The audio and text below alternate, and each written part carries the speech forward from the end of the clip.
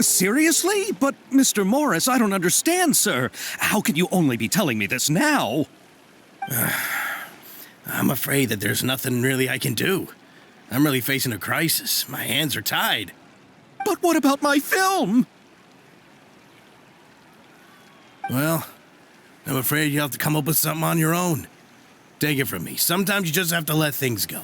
Same goes for this film festival.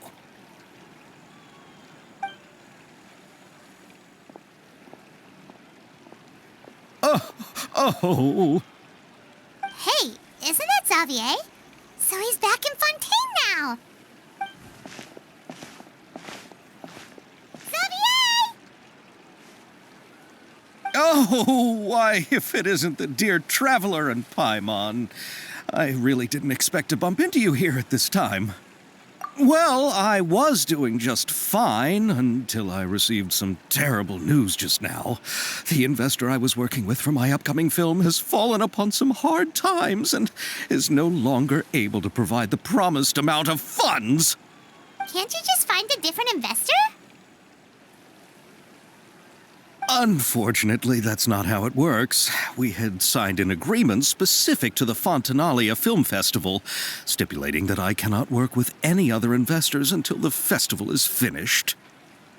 The Fontaine Film Festival? What's that?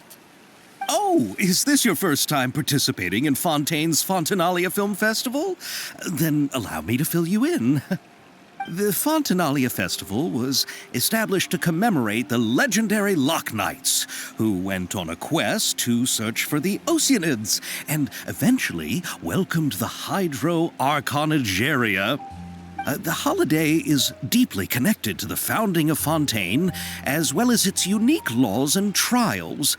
It's one of the most important festivals for this nation. But what's with that weird expression on your face? It's like you're trying really hard to remember something. I was just trying to recall the exact description from the books, in order to avoid any unnecessary arguments over semantics. I usually try to recite things straight from the source. Well, either way, Paimon thinks she gets it now. It's just like the Windbloom Festival in Mondstadt and the Lantern Rite in Lille. Yes, those are festivals of a similar variety. Who doesn't like a good festival? And just like those of other nations, Fontaine will hold a plethora of events around this time each year. To commemorate the Loch Knights, people will imitate them by putting on special costumes, raising golden cups, and going door to door asking for pure water. But a few years ago, Lady Farina started to find the whole idea a little drab, and so decided to change the part about pure water to sweets. That really doesn't surprise Paimon at all. The whole thing seems more akin to a carnival now, and it's quite popular among the kids. Every year you can hear a bunch of them saying, "Trial or treat." Oh, that sounds pretty fun. But how does that connect back to the film festival you mentioned? Yes, it appears I've strayed off topic. I just got too excited after seeing you. Let me get back to the point. The Fontaine Film Festival is an event proposed by the Fontaine Film Association this year. Now that film technology has matured as a medium, it's the perfect time to introduce more people to the art form. During this time, people may submit films to be evaluated, and the entry with the highest score will be given the Farina Award by the association. The what award? The Farina Award! You know, after the Hydro Archon. They coined it while Lady Farina was still in power, but even though things have changed, no one has made any motion to update the name. Perhaps everyone still thinks of it as a pretty appropriate name. Even though she isn't the Hydro Archon any longer, Lady Farina is still Fontaine's superstar.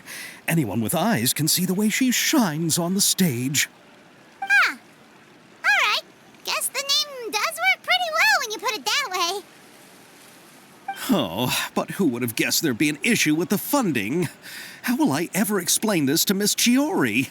Not to say all the other actors who traveled all the way here from Inazuma. Chiori? Sounds familiar. Where have we heard that name before? Yes, that's her. I asked her to oversee the event's art direction, including the design of the actors' costumes and appearances. Oh, Paimon remembers now. Navia said that her clothes were designed by Chiori, and Kirara's outfit too. How to describe her? Well, she tends to be pretty direct and can be very forceful when it comes to dealing with people.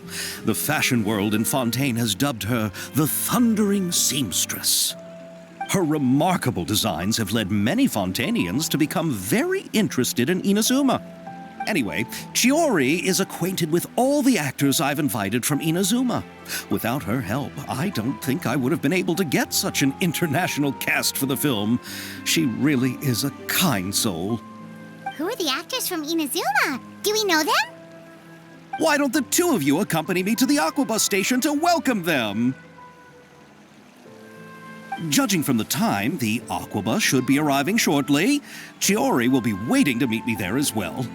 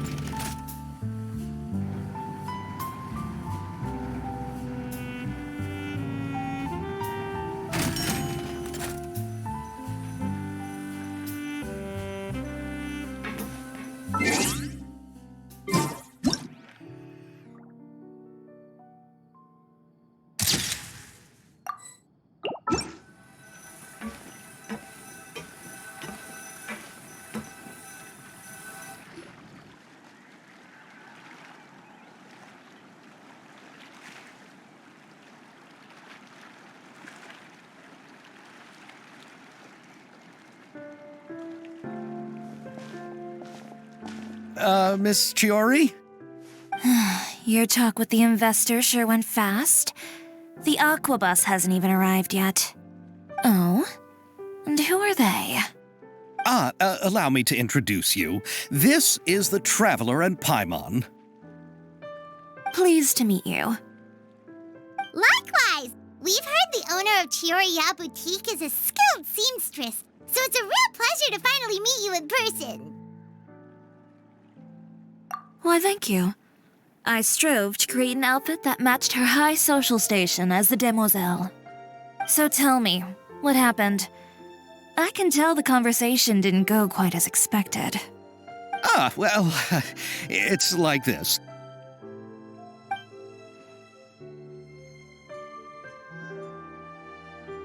Ugh.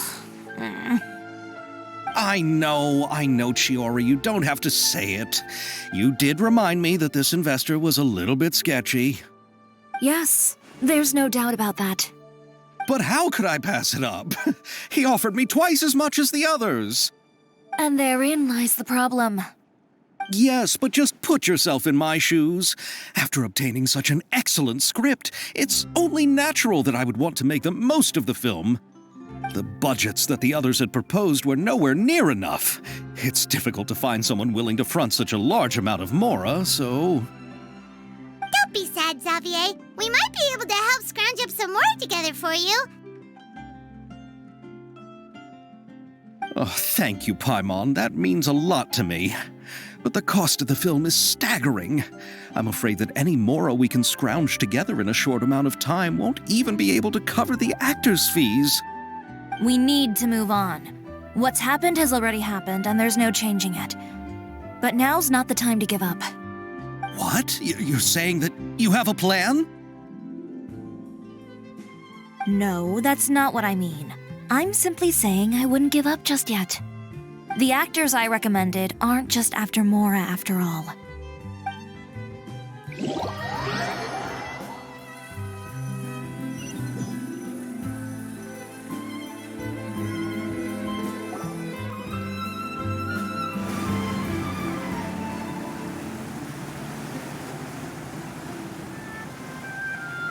Really? Then where do you live? We Malazines live in Marcy Village. The only way to enter is from underwater. Oh, you must be pretty tired after work every day, right? I mean, you have to swim all that way just to go home. We are so thoughtful. But some Malazines choose to live in the court of Fontaine because it's so much more convenient. And this is our stop. Oh, we've arrived, but I haven't even finished chatting with Abel yet. I also enjoyed Abel's introductions to Fontaine along the way. Everything you described was so clear and detailed that we can't help but want to hear more. Thank you so much. I'm usually working here on this Aquabus, so I hope I'll have the chance to see you again. There are still many more places I'd like to introduce to you.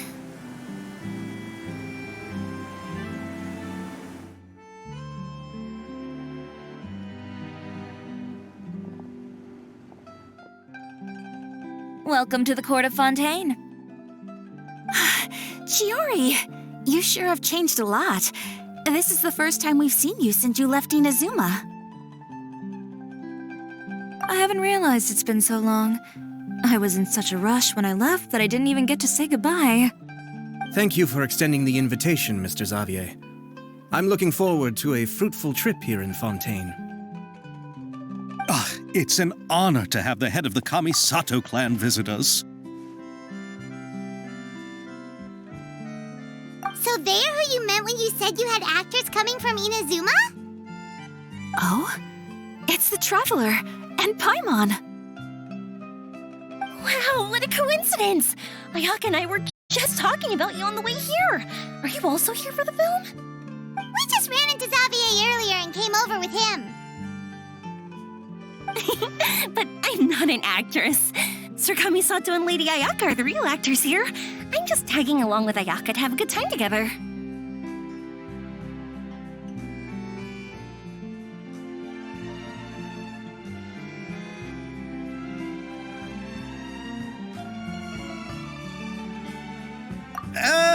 About that, I mean, how was I supposed to contact you when I was making preparations for the film? I figured you were probably busy, and I didn't want to disturb you. So I could only keep you in the back of my mind while I sought other actors to play the lead roles in the film. I had been thinking about a surprise reunion with you during our trip here, but you still managed to surprise me first. Oh, so you all know each other already. My, what a coincidence. What are the chances everyone could be brought together here like this? Why don't we go to Hotel de Boer and catch up over a meal? I've already made a reservation. Huh? Did you reserve 2 spots for us too? Yes, of course, of course. I'll be sure to tell the boss to serve a few more delicious dishes just to make sure there'll be enough food. Very well. Then please, kindly lead the way, Mr. Xavier.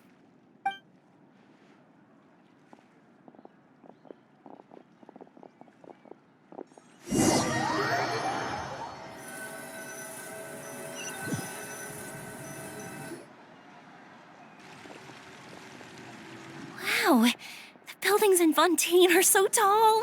Just look at how big they are. And there's the fountain that Aval mentioned earlier. It really is a magnificent sight. And look at that huge spinning sphere. Where does it get its power? Wait a sec! Could it be one of those clockwork mecha we've heard so much about?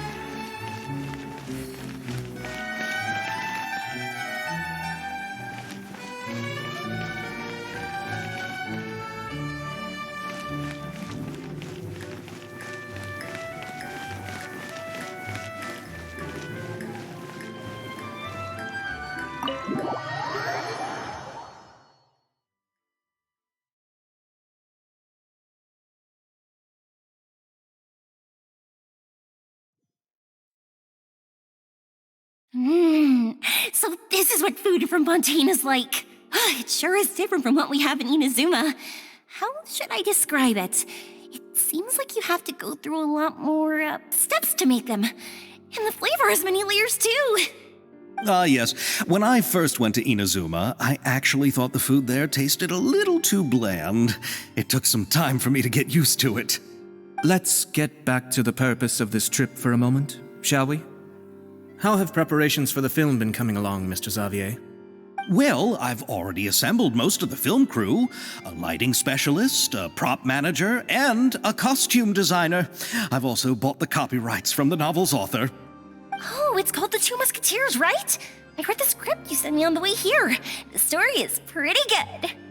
Originally, I was planning to start filming as soon as Sir Kamisato and Lady Ayaka arrived in Fontaine, but I'm afraid I've run into a bit of a problem. Oh? What is it? It has to do with the film's investor, Mr. Morris. He suddenly informed me this morning that he's encountered some financial trouble and will be unable to release to me the amount of funding agreed upon. It's said that Fontaine's legal system is well developed. If he has violated the contract, then can't you simply take him to court over the matter? Well, I'm still more concerned about filming. Even if I were to take him to court, I'm afraid it would take months before the case could even be heard. Then, is there a way we could raise funds ourselves to solve the problem? I've considered that option too, but unfortunately, it's difficult to gather such a large amount of mora on such short notice. Besides, we have to consider the film festival submission deadline. Mr. Xavier, if Ayaka and I were willing to perform for free, would that resolve the problem you are currently facing? What? No, out of the question. To have you come all this way just to act for free? Oh, no, that won't do. There's no need to worry, Mr. Xavier. My brother and I had actually intended to work for free after receiving your invitation. Inazuma has only recently reopened its borders, and needs to strengthen its relations and cultural ties with other nations. We didn't have many collaboration projects with Fontaine in the past, so we hoped this trip would serve as a good start for the future. Indeed. You could say that's the real reason why the Yashiro Commission agreed to come to Fontaine. I understand, but having you two act for free just doesn't seem right. Not at all. While we're officially here to conduct a cultural survey of sorts, we must express our sincerity if we want to establish formal cultural ties with your nation. This film will serve as proof of friendly cooperation and cultural exchange between Inazuma and Fontaine. It's my hope that the film can be finished and released as smoothly as possible. If you still don't feel comfortable with this arrangement, I would also be more than happy to be introduced to some other renowned individuals in Fontaine's literary and artistic circles. All right. I'll do as you say. Thank you so much. I'll make sure to cobble together enough mora now, even if it means selling my house, my camera, and every single family heirloom. Come on now, no need to go that far. I'll also help you out as a brand sponsor.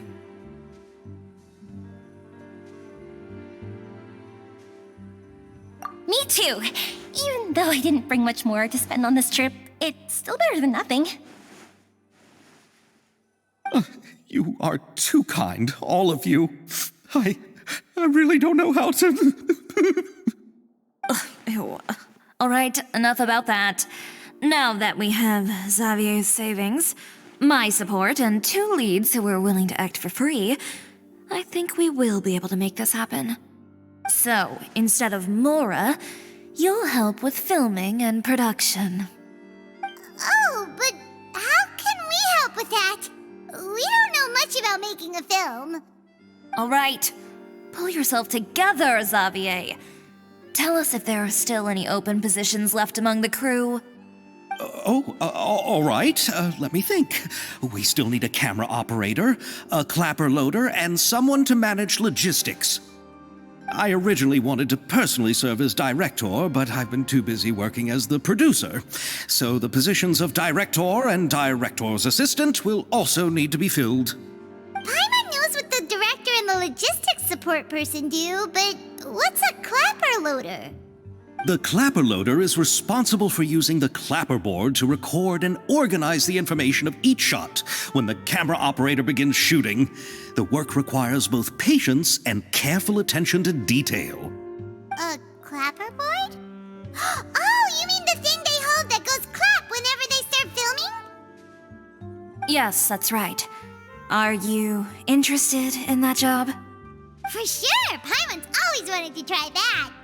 All right, then you'll be our clapper loader.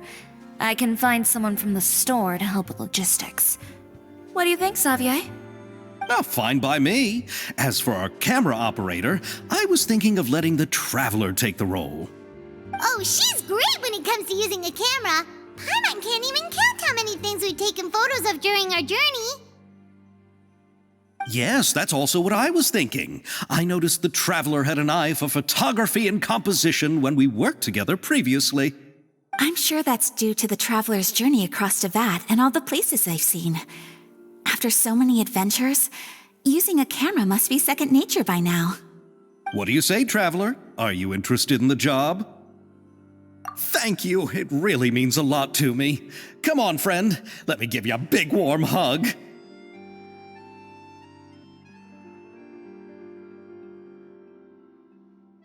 So all that's left for us to find is a director and an assistant. Oh, me! I want to be the director's assistant. All we need to do is help the director, right? I can handle that. All right, then all we need is a director. Oh, all the well-known directors in Fontaine are probably also busy working on their own films these days. I'm not sure who will have time to help. Oh, Farina helped out a theater troupe recently by serving as an artistic consultant. She could be a good director, right? Besides, it's not like she has anything else to do right now. Farina? Do you really think Lady Farina would be willing to help us with our humble project? Isn't that the name of Fontaine's Hydro Archon? My brother has already informed me about what happened here in Fontaine. Yep, that's her. She helped out a theater troupe not too long ago, and now she's taking up work as a director. Well, I saw that musical. Her performance was perfect, and the storyboards were also excellent. Don't let her former identity intimidate you. She's the best candidate we can think of right now. You'll never know until you give her a shot. fine. You're right, Shiori. I'll do anything for the sake of my film. Anything! Then I'll have to ask the Traveler and Paimon to show me the way to Lady Farina's residence. I just hope she'll agree to help. Do you need us to also come along? No, there's no need to trouble you with this. Besides, you've just arrived in Fontaine, and I'm sure there are many places you would like to visit. Just leave this task to me. It's part of my duties as the producer. Very well. Then we'll be waiting to hear the good news. I'll go with you. By the way, you might want to consider bringing a gift. And don't worry, we won't simply drop you off at Farina's place. We know Farina pretty well by now, so having some familiar faces there should help your chances. Besides, the whole thing was our idea in the first place. All right, then I'll start making preparations. As for the gift... A gift for someone who was once seen as the Hydro Archon. I wonder what she would like. I recall that Lady Farina once fancied a clockwork ring, so perhaps I should get another exquisite clockwork contraption for her. Huh? Can't we just bring some desserts, like the Fontaine mousse? But wouldn't that be a little too cheap? She does like desserts, though. Isn't the Fontaine festival happening right now? I heard Avel tell us on the Aquabus that Farina introduced the tradition of going door to door and asking for sweets. To do something like that, she must have a real sweet tooth. I agree with Yoimiya. If the gift is too fancy, it might actually make her feel more uncomfortable. Alright then, let's go buy some Fontaine mousse. But will that really be enough? We'll be asking her to do a lot of work, you know. You're right. We need to further sweeten the deal. Huh? You want something even sweeter than Fontaine mousse? Yes, we'll need a gift that's sweeter than any dessert in the world. But what could that be? Your words of praise.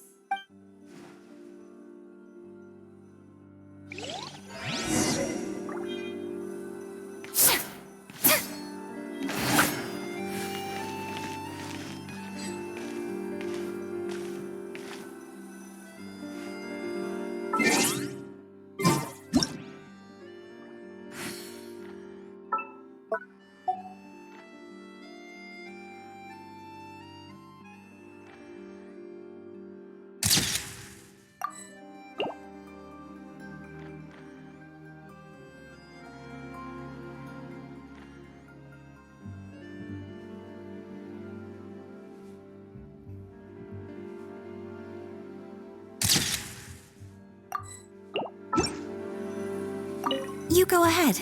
No need to worry about us. Oh, I hope Verena will like the gifts we prepared. Oh, and if you still think we should get something else for her, just let me know. I should be able to make some fireworks.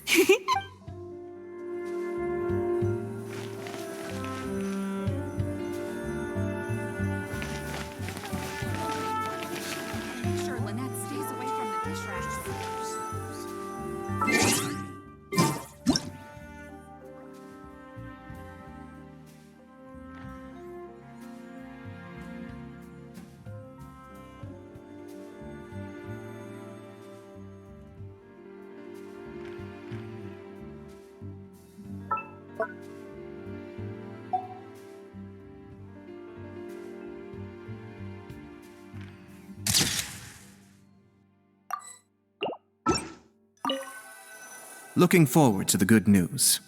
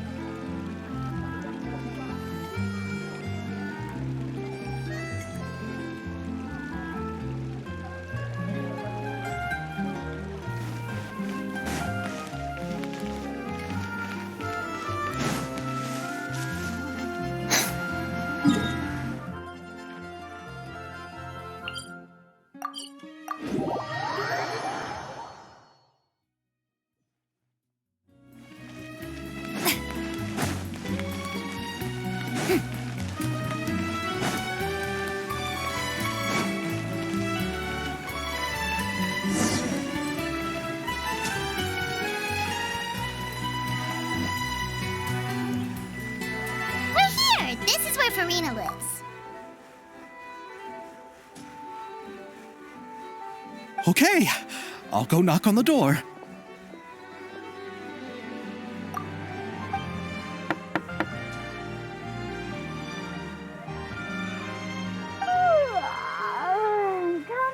Coming. Ugh, seriously, who's knocking before afternoon tea?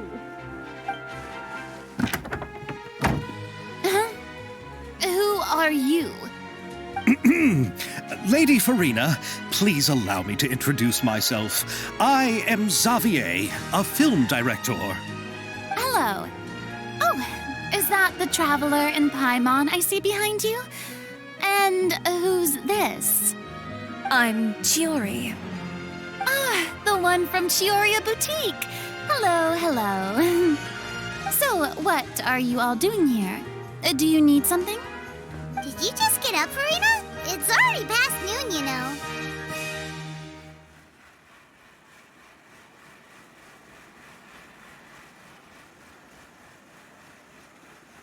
Huh? Paimon means the weather is so nice in the afternoon and the sun is so warm. Just like how you make us feel. Sleeping in late is a really smart idea. No. I was just up late last night reading some novels. What does sleeping in have to do with the weather? This is a small gift we've prepared for you, Lady Farina. We hope you like it. No need to be so formal. I'm just a regular person like everyone else now. Oh, is this Fontainalia mousse?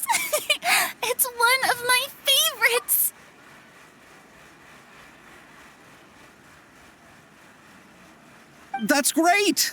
So, actually, there's something we need your help with. Given your renowned passion and understanding of drama, I would like to ask that you serve as the director of our film crew. Oh, but didn't you just say that you're a director? Yes, but for this particular project, I'm mainly working as a producer. Besides, I'm sure that your understanding of the performing arts far surpasses my own, Lady Farina. Are the Traveler and Paimon also part of the film crew? Yep, we sure are. Paimon's the clapper loader and she's the camera operator. Camera operator? That can be a pretty technical job, and it directly affects the final quality of the film. Are you really up to it? No, I'm not questioning your abilities. It's just that I've never really seen you use a camera before. Maybe you can come up with a test for the Traveler and see for yourself. If she can satisfy you with her camera skills, then you'd have nothing to worry about and can join the team. What do you say?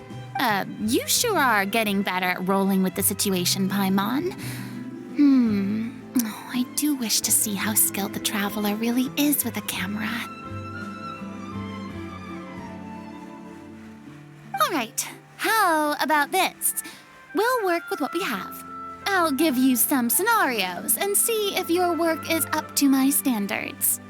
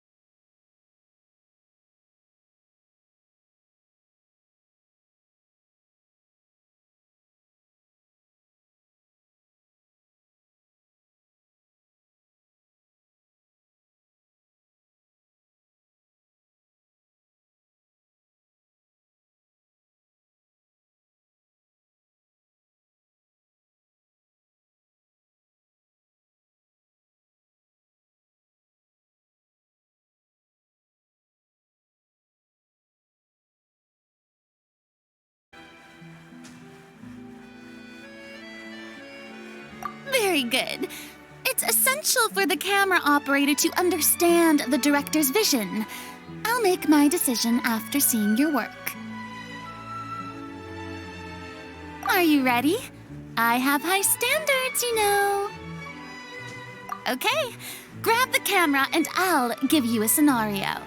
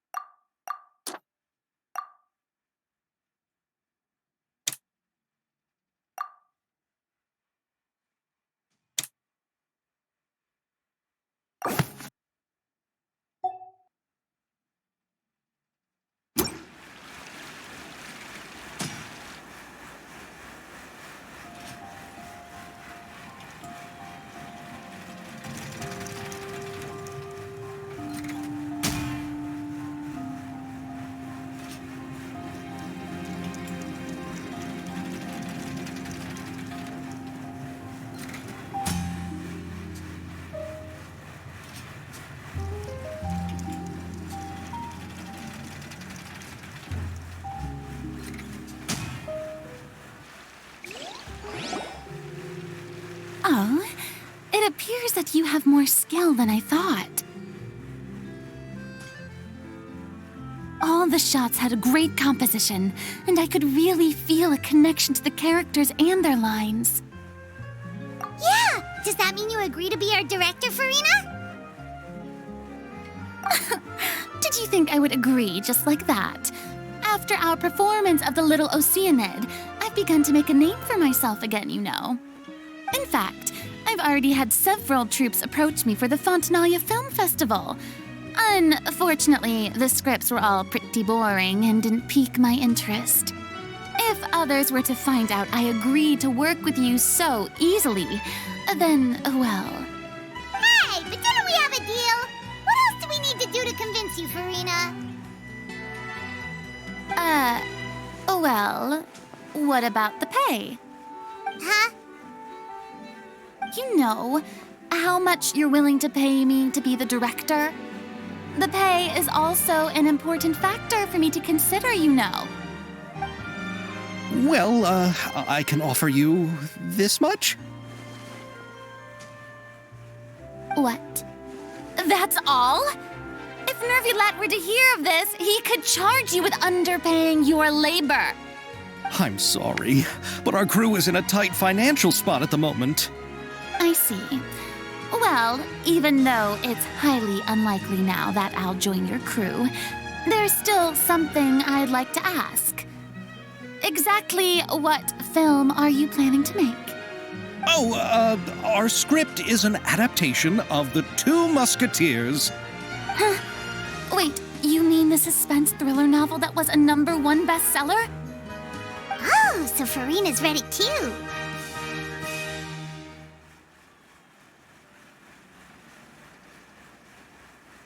Of course I read it. I've always had a keen interest in artistic works that strike a chord with the populace. I see. It all makes sense now.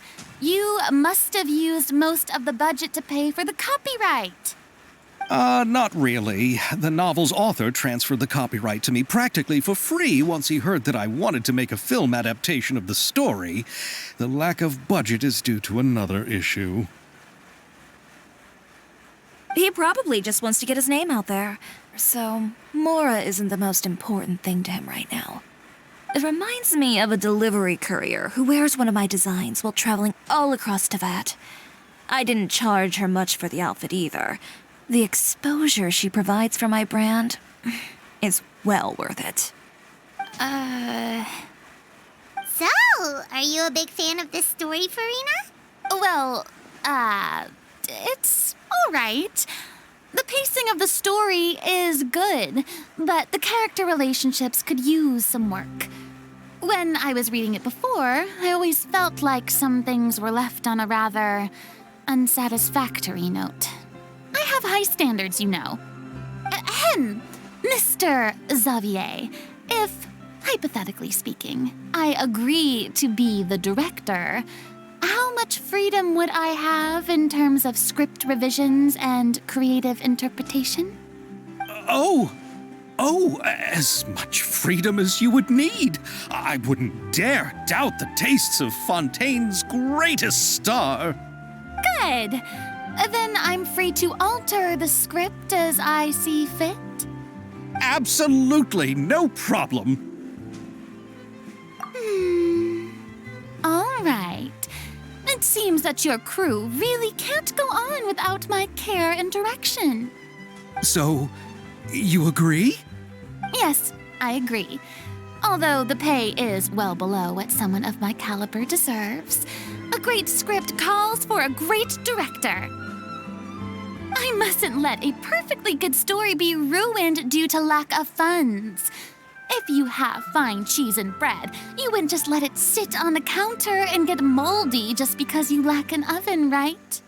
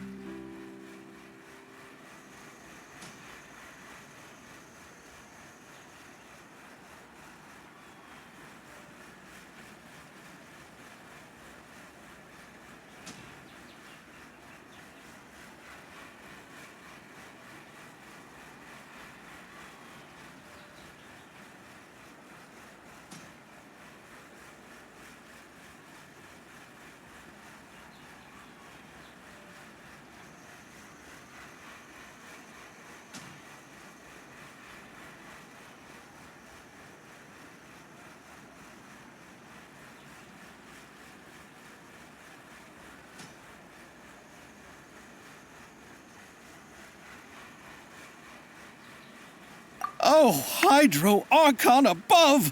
I'm not dreaming, am I? Somebody pinch me. There's no more Hydro Archon, you know. And it's still a little early to celebrate. There's a lot that goes into shooting a film. Although the trickiest tasks of finalizing the script and casting the actors have already been taken care of, we'll still need to reserve filming locations. Not to say set up lighting and props. And by the way, since we'll be filming The Two Musketeers, we'll need to find an action choreographer. Ideally, a professional who has actual experience with muskets. Yes, I've thought about this as well. I was hoping that you might know someone who could handle the job. Me? If this was before, I could have simply asked Lorand. But it's already been some time since I last talked to her. Navia can also use firearms, but unfortunately, her style is quite different from that of the characters in the story. Could we ask the Special Security and Surveillance Patrol? Oh, you mean the Special Patrol's Musketeers? Yes, that's right. They work with muskets every day. I can't think of anyone more qualified than them. They would be under Nervilette's jurisdiction. Unfortunately, I don't have any connection with them at all. So, in the end, we still have to start by talking to Nervilette. No need to go to all that trouble. I know their Captain Chevres. Oh, you do? Wait, Chiari, how do you know the captain of the Special Patrol's Musketeers? No particular reason. Running a business means dealing with some trouble from time to time, and she's helped me out on a few occasions. In return, I've helped her handle a few situations in which the Special Patrol couldn't get involved directly. So, we've gotten to know each other over time. So you're saying there's been times when the Special Patrol needed a fashion designer to handle a situation? Your work is becoming more and more mysterious. It'd be best to keep it that way. Anyway, enough about that. What do you all think about asking the captain to be our musket action choreographer? She sounds professional enough. She is a captain, after all. I have no objections. But I imagine the Special Security and Surveillance Patrol must be busy with their duties. Do you think she'd really have time to help with shooting a film? And then there's the issue of pay. Well, it just so happens that she's also not the kind of person that's just after Mora. As for whether she has time, I'll have to go and ask her first. Then I'll leave that to you. Macaroni's on sale today, so I've got to go. You can just tell me how things went when we discuss tomorrow's plan later. No problem. Having Farina join feels like a big boost to our team. Of course. Just wait until the day of our premiere. You'll witness the true power of my name in these lands. You'll be so glad I agreed to help. I can guarantee that even the standing tickets will be sold out. I'll be sure to ask some people I know to see if they'd be willing to act as extras. Seems like you're finally getting more comfortable with your own reputation now. I didn't ask for the Clapper Loader's commentary, Paimon. Then let's get going. I happen to know where Chevres is today. By the way, I'm curious. If my pay is so low, then what about our two lead actors? Didn't they travel here all the way from Inazuma? Actually, they told us that they see the trip as part of a cultural exchange, so they didn't ask for any pay. What? So is every person into that who doesn't want money gathered here to shoot this film? Don't tell me Chiori isn't being paid either. I already knew Xavier from before, and he's also agreed to give my brand some good exposure. It seems the gods have really smiled upon you, Xavier. And that certainly doesn't include me, mind you.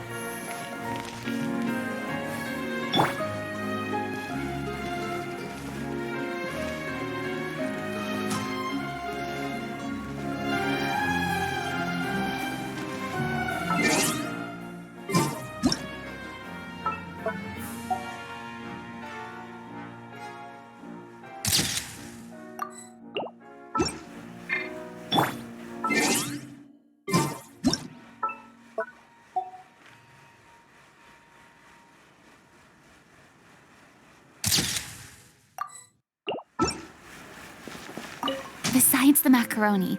I should also pick up some tomato sauce.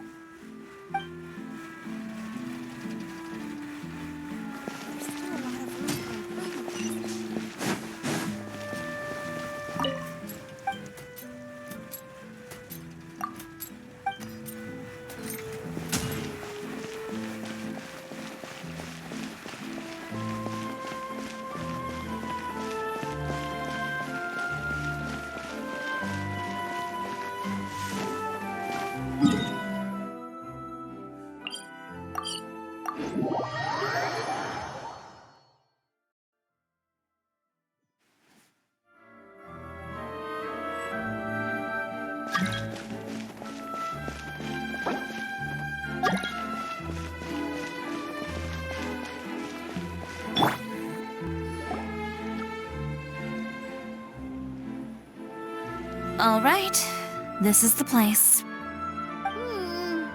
But where's the captain? There's hardly anyone around here.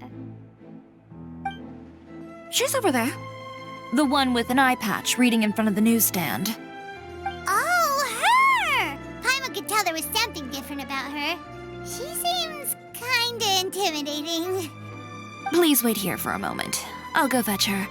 She's working now, so you might not want to get in her way. Working? But isn't she just standing there and reading a novel? Just trust me. Oh, all right. Let's see what happens then. Shiori sure is a mysterious person. She claims just to be a fashion designer, but she knows all these powerful people. The court of Fontaine isn't particularly tolerant of visitors from overseas, so it isn't easy for a foreigner to promote their brand here, even more so in the competitive world of fashion. Even a local like me just trying to make a film has to face all kinds of challenges, so I can only imagine what Shiori has been through to get where she is today. I'm sure that having more connections has definitely worked in her favor. Reading on the job? Detective novel. One main character? No. Multiple. Branching storylines. I see. How's the plot coming along? One of the main characters is about to make a choice that will affect the rest of his life. I'd wager he's going to make the wrong choice. Any way to speed things up? There's something I need your help with. You know that doesn't depend on me. It all comes down to what the character chooses. Which is exactly why I'm here to help.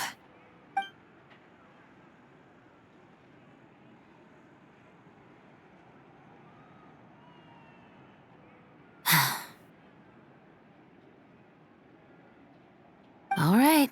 It appears he made the wrong choice in the end. Halt! Huh? What's going on? Hand over whatever you're holding. Oh, it's just a book. I didn't buy anything else.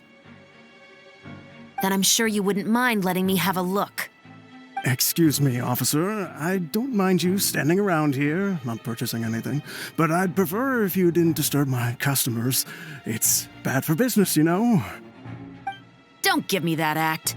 You won't be able to get off so easily either. I am Shavrat, captain of Fontaine's Special Security and Surveillance Patrol. I will say this one last time. Hand over whatever you're holding at once. And before you do anything unwise, let me remind you that I'll have you on the ground before you can even think about making a run for it. All right. I'll give it to you. But please let me say something first. If there's any contraband in that book, then the shopkeeper here is the one who slipped it in. I don't have anything to do with this. Why, you trying to leave me on the hook, huh? You were the one who said you wanted it. Save it for the interrogation room. Take them away, Letelier.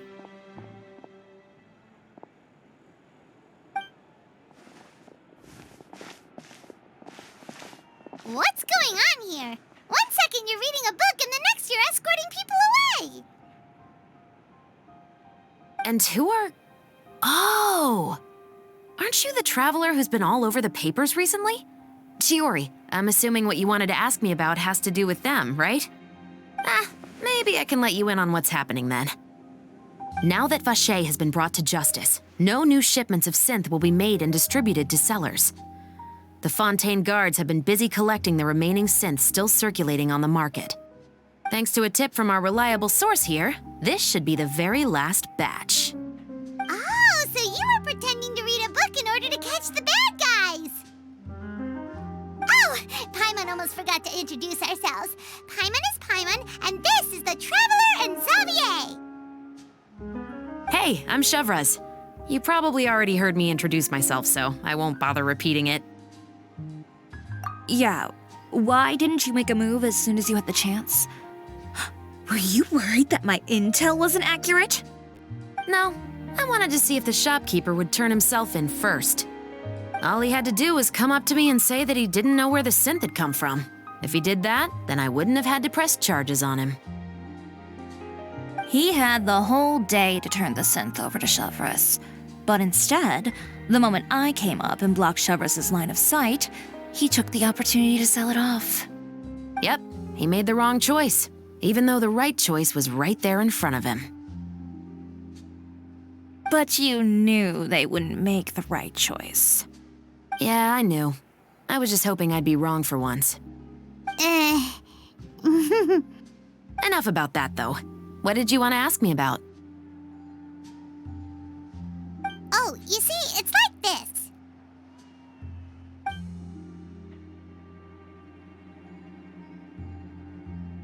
The Two Musketeers. You certainly have a good eye for a story. So what do you need me to do? Just be the action choreographer for the actors? Yes, that's right. I want to make sure we get all the details right. I want the actor's posture and understanding of firearms to be as realistic as possible.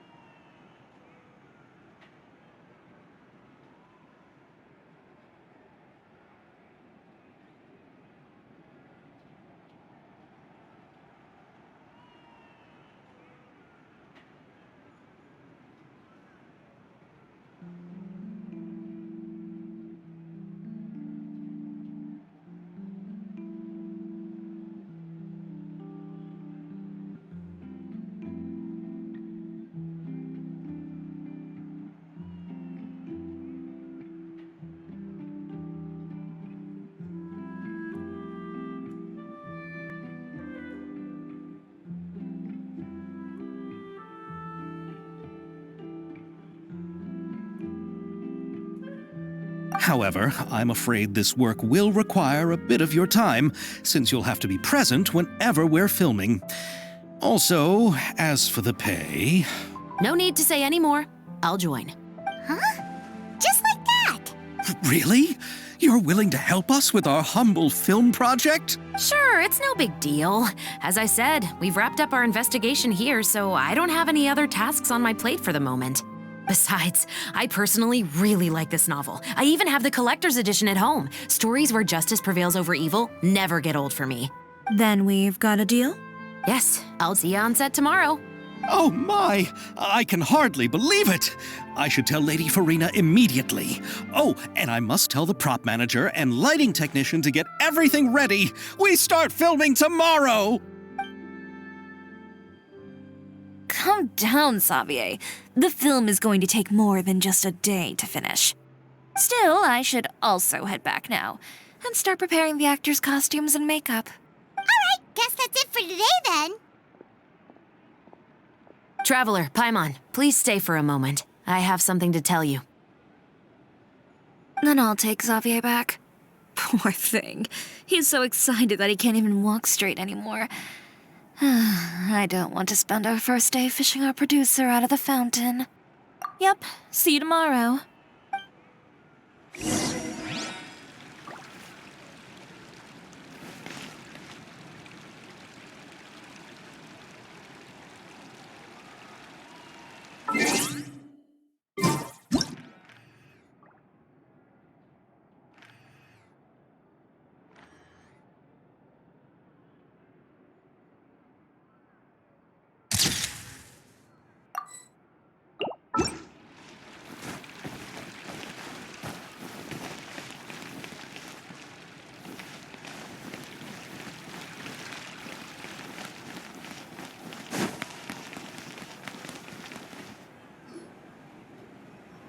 So what did you want to tell us, Chevres? Have you read The Two Musketeers?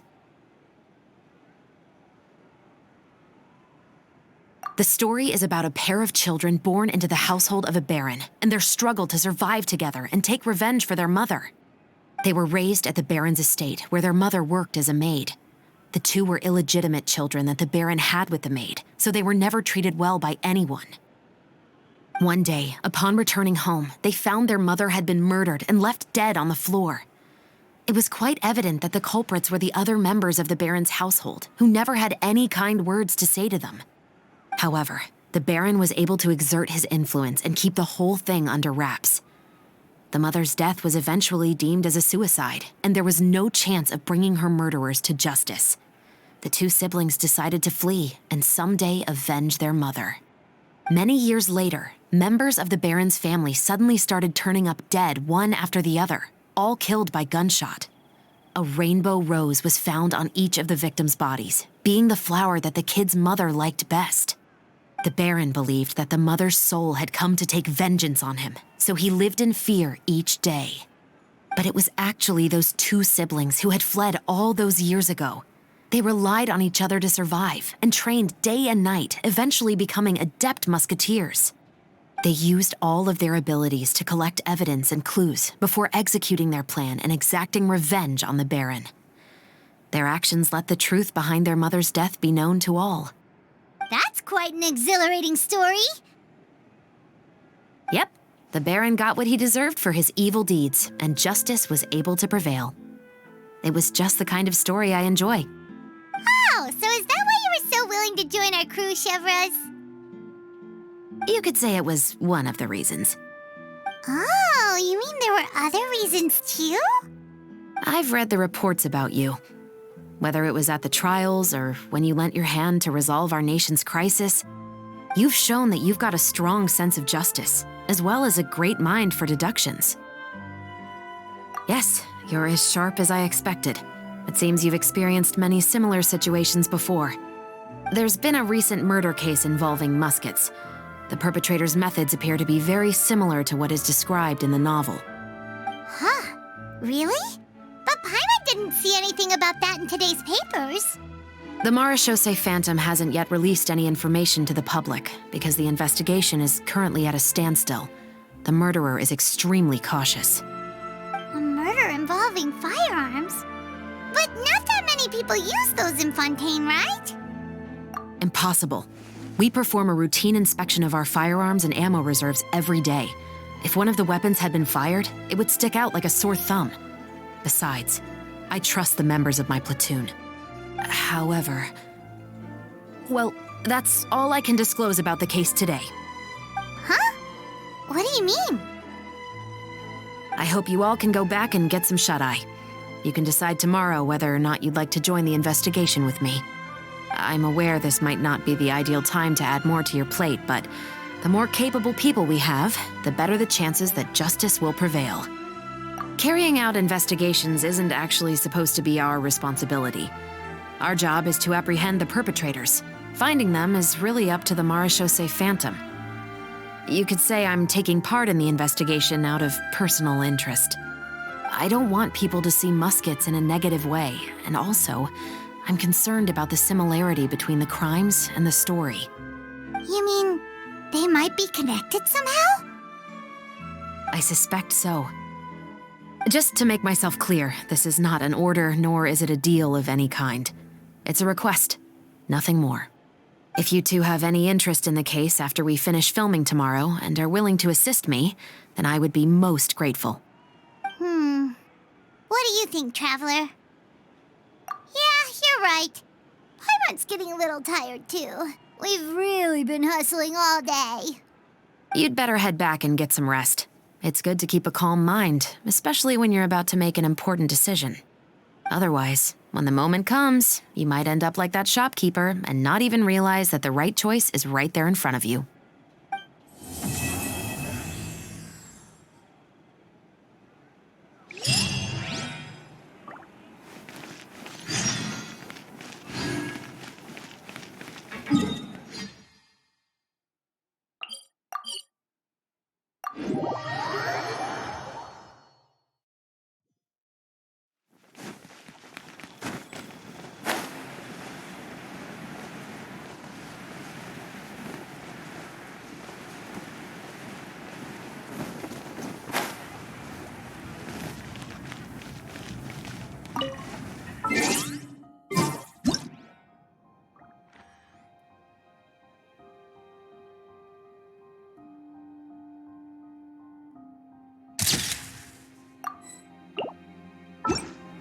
Here, Yoimiya.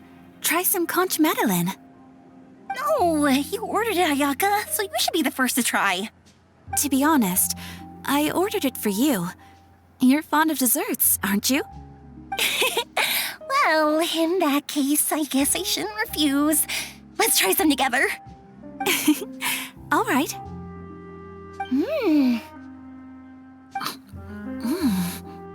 This is amazing! Oh, the texture is so soft! You can feel the super rich aroma of butter as soon as you take a bite, and the aftertaste is pure bliss! Great. I'm glad you like it. I enjoyed it too, and I really like the swirly design. I've heard that it's supposed to look like a barrel conch. I've never actually seen one myself, but now I'm really curious about what it looks like.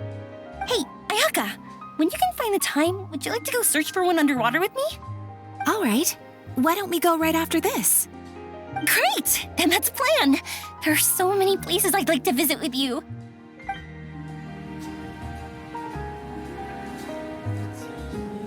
Coffee is life. No more free coffee for me.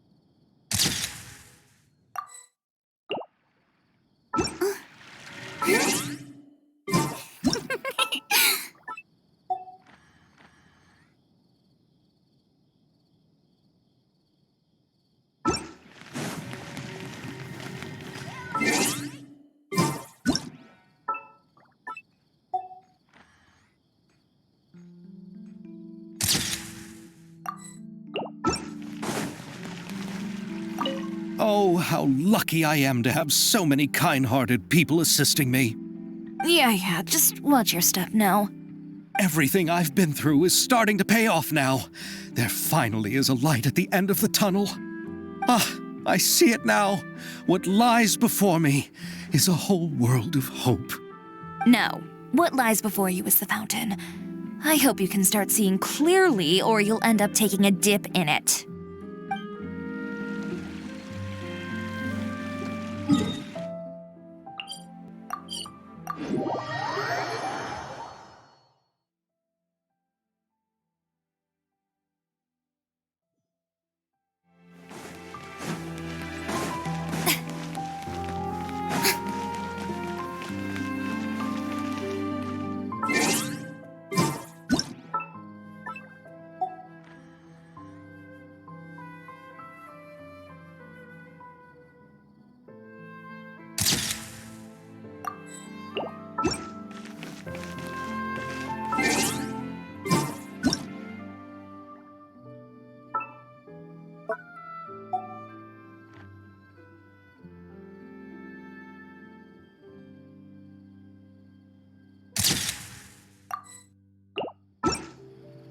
Indeed, Monsieur Neuvillette.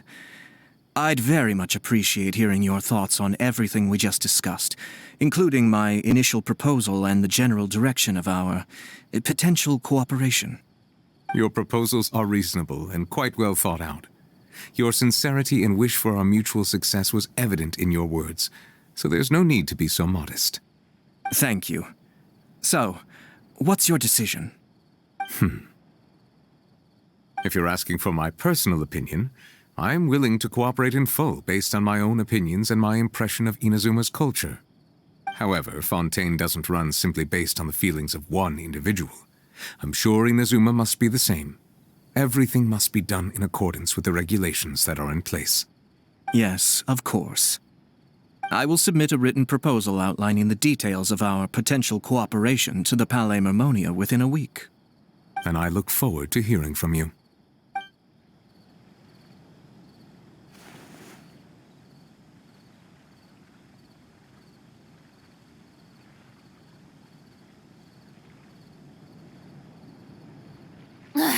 Boring! Isn't there anything else more interesting to do?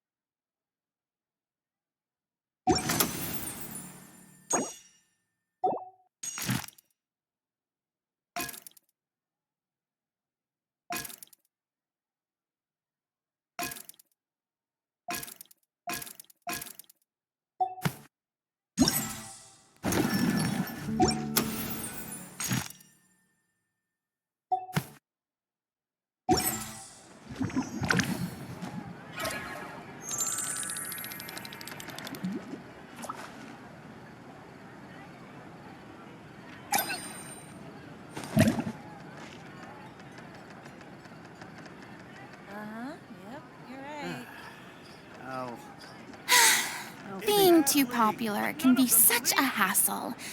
Who knew the people would adore me so much?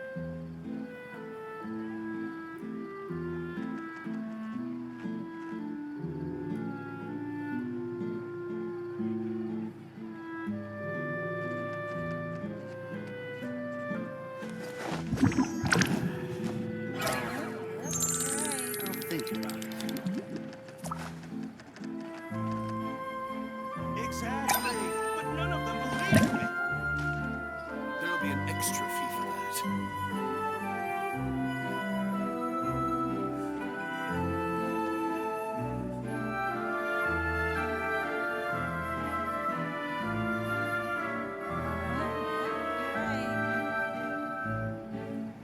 Tea parties are a must for the well-mannered.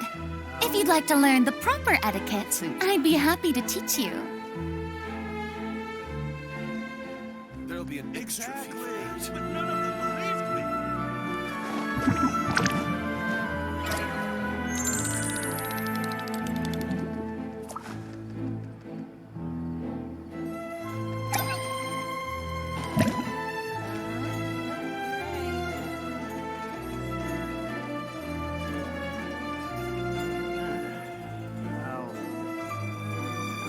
There'll be an extra fee for that. Exactly.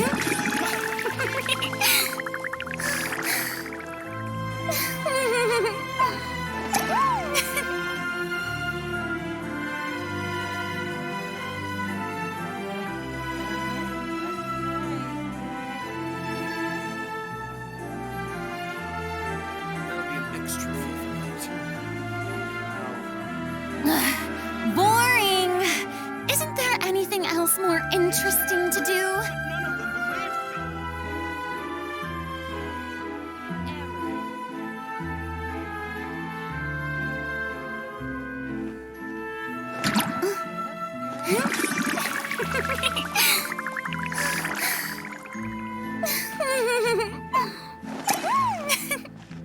There'll be an extra fee for that. Exactly, but none of them believed me. I'll think about it.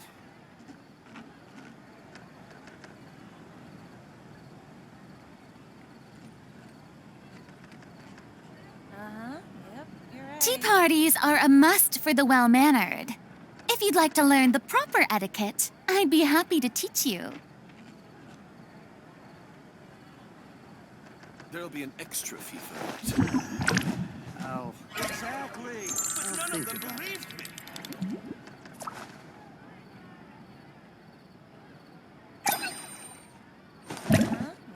You're right.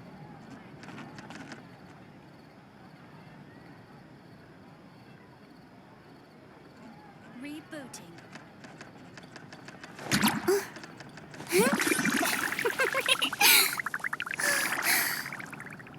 There'll be an extra fee for that. I'll think about it. Exactly, but none of them believed me. You're right.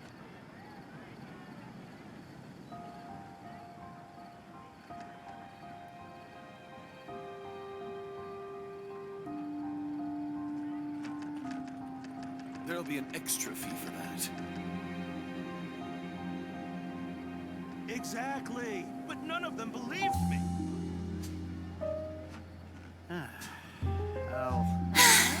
Being too popular can be such a hassle. Who knew the people would adore me so much?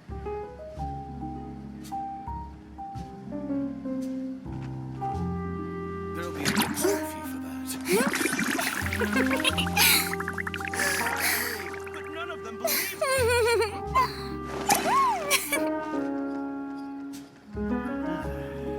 I'll think about it. You're right.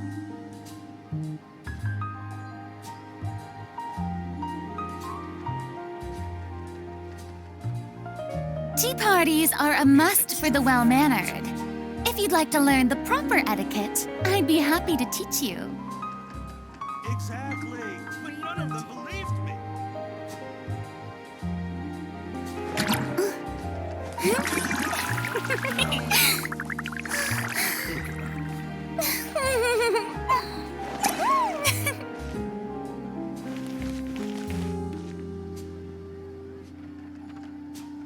There'll be an extra fee for that.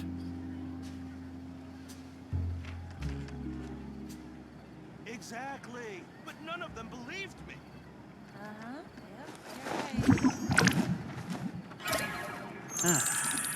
I'll think about it.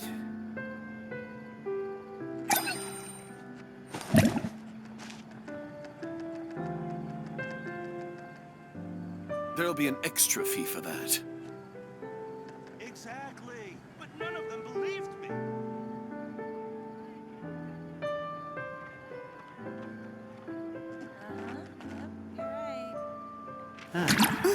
I'll think about it.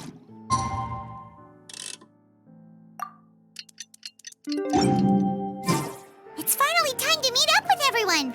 Paimon even dreamt of making the film last night. If Paimon remembers right, we're meeting at Hotel de Boer. Let's get going.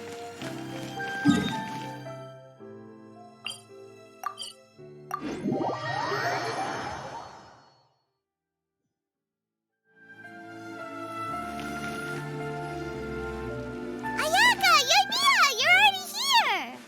Good morning. Xavier said yesterday afternoon went well. Yeah, and how about you, Ayaka? What were you up to yesterday?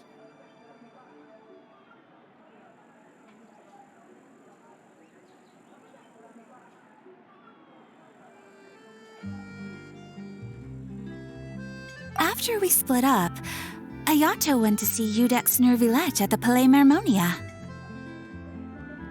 I was originally thinking of going with him, but he said he could manage it himself. He told me to go see the sights around Fontaine and to enjoy the local culture. So I rode the aqua bus with Yoimiya and visited the opera house on Aranias Island. Yeah, you wouldn't believe what we saw there!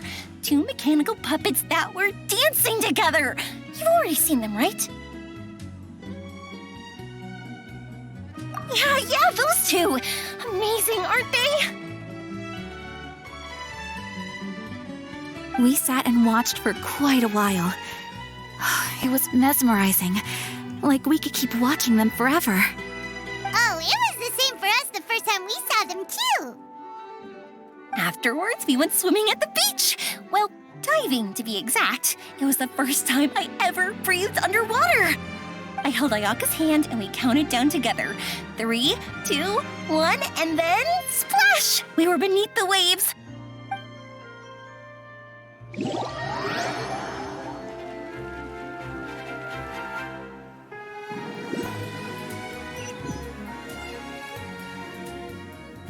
At first, I didn't dare to open my mouth.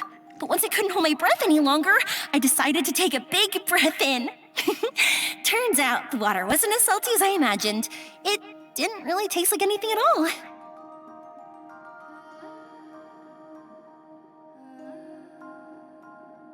Before I knew it, I was breathing like normal down there. It was an amazing feeling. Ayaka said I was too nervous and needed to loosen my grip. She got used to everything way faster than I did. I knew that the Traveler could do it, so I had no doubt we could do it too. That helped me feel at ease as soon as we dove in.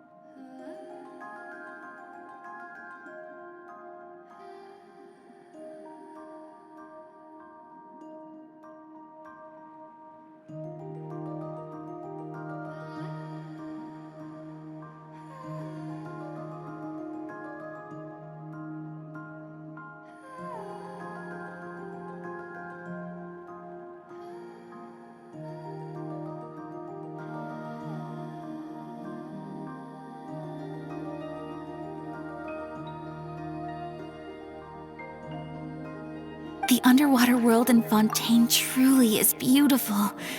I love seeing the romaritime flowers blossoming underwater, like little candles lighting up the streets at night. Yeah, and there were so many creatures that we've never seen in Inazuma. Like those fish that shimmer like a sword blade. Whoosh! Oh, and those big fish that call when they see people. Ooh. Oh, you mean hunters' rays and blubber beasts. I just love the name Blubber Beast. Just wait till Pops and the others hear about this. They probably won't believe a word I say.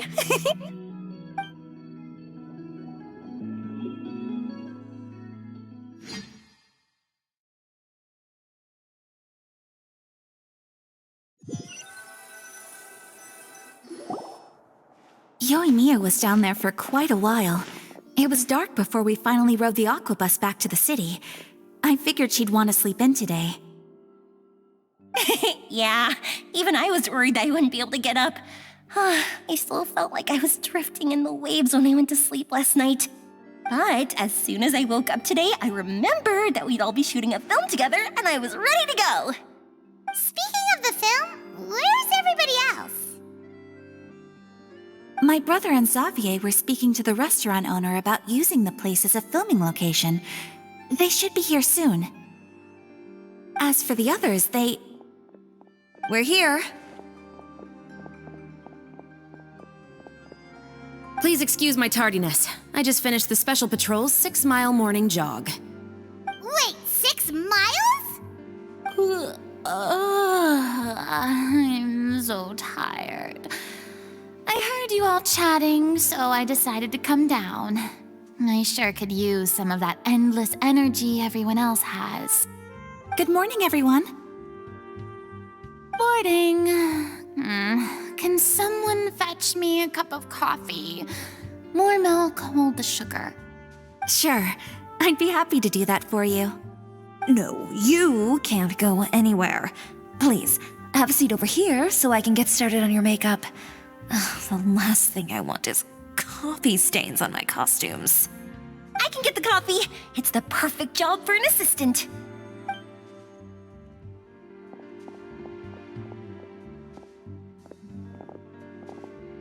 So much energy. Seriously, what's her secret? Oh, Yoimiya's always like that. But you sure look exhausted, Farina. It's because you're not used to waking up so early, huh? Of course not. I spent the whole night reading the novel from cover to cover, marking sections that either need to be omitted or adapted. Wow, Paimon didn't expect you to be so thorough. Well, I was the biggest star in all of Fontaine after all. It takes more than just a pretty face to earn a reputation like that. I know how to get serious when the situation calls for it. I went all out when I was acting as an Archon, so why wouldn't I do the same for my own life? Here's your coffee, Director Farina.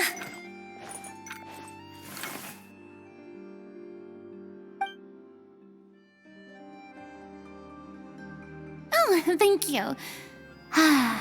The sound of being called director and the aroma of coffee feels almost as refreshing as hearing the birds chirping in the morning. It seems everyone has managed to arrive on time. We've reached an agreement with the restaurant owner. We are free to use the second floor to shoot our film. Really? That's great! He is really looking forward to our film and hopes that providing his restaurant as a filming location will attract more customers. Well then, Mr. Xavier, I'll leave the rest to you. Okay, thanks. First, I'd like to introduce our new members. This is our prop manager, Veronique. She'll be in charge of all the film's props and items. And this is Bonneau, our lighting technician. He'll be in charge of lighting and illumination to set up each scene's atmosphere. Wow, sure feels like we have some real professionals joining the crew now. First of all, please allow me to first express my sincerest gratitude to everyone in the crew. When my investor informed me yesterday that he wouldn't be able to provide the funds, I really thought that this was the nail in the coffin for this film. I had no idea that I'd find so many people willing to help me on such short notice. Thank you. Thank you all from the bottom of my heart. No need to be so cordial, Mr. Xavier. We're all honored to be a part of this. Your works made a profound impression on me when I saw them back in Inazuma.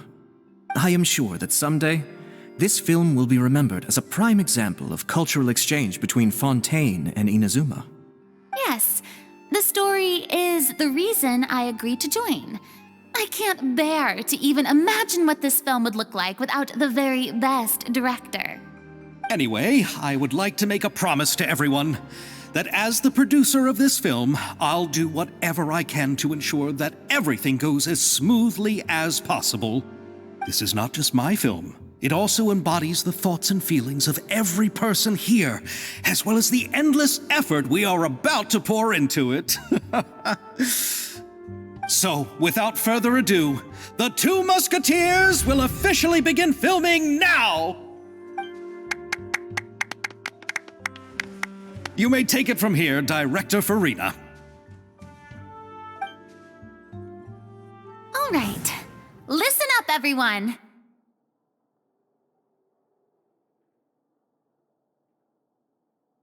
The first scene takes place when the two young musketeers are living at the Baron's home, still unaware of all that is about to happen to them. We'll need props and lighting to set the scene. Our lead actors can go get their makeup done, and extras, please take this time to go over your positions. Whoa, seems Farina's really kicking things into gear as the director. Is everyone clear? I don't want anyone traipsing around the set like umbrella finches. All right, cameras will start rolling as soon as the set is ready. Let's make a film that'll make some serious waves in Fontaine. Not the kind of waves that drown people. I mean, the good kind of waves. Seems like she's still a bit traumatized by that. Anyway, let's go see if there's anything we can do to help.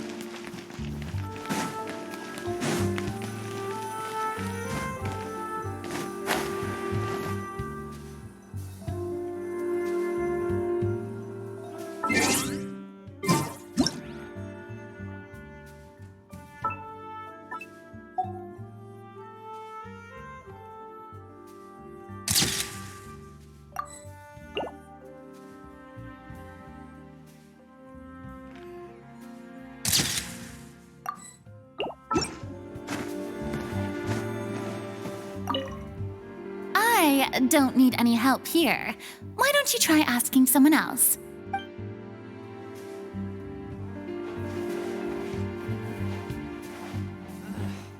I don't need any help here.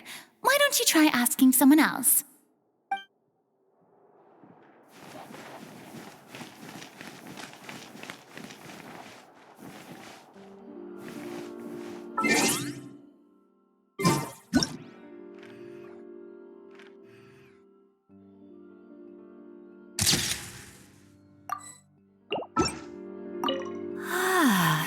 So this is what a musket looks like. Not exactly.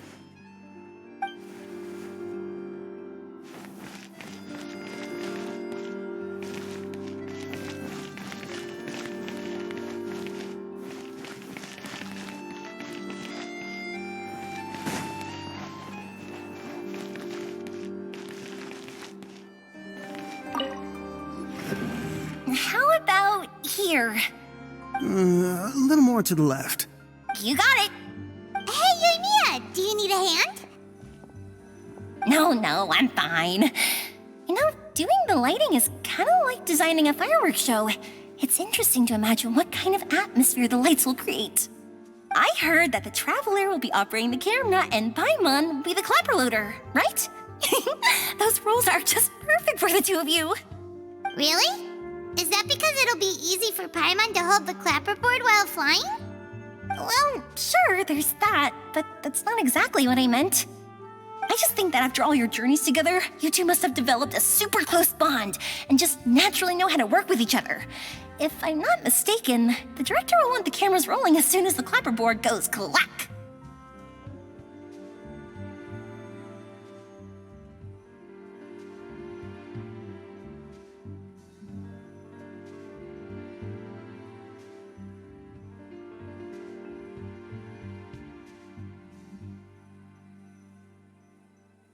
Oh, I see!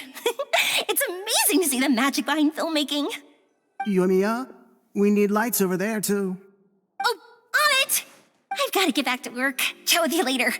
Oh, it's exciting to see so many people working together to bring the film to life.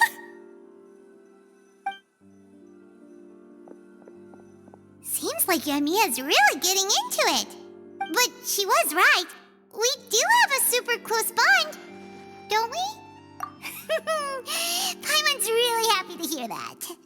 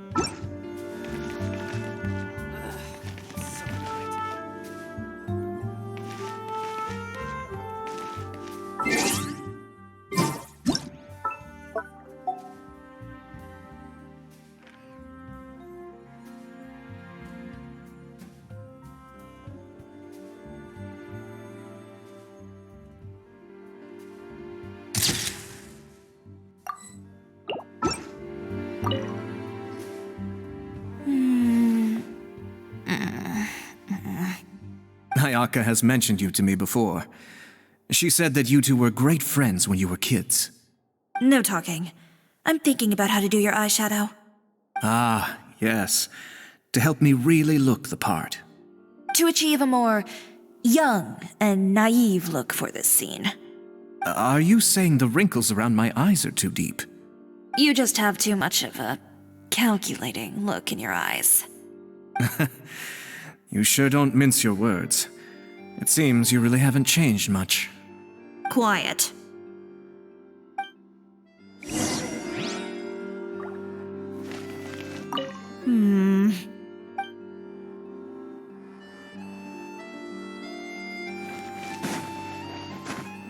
I don't...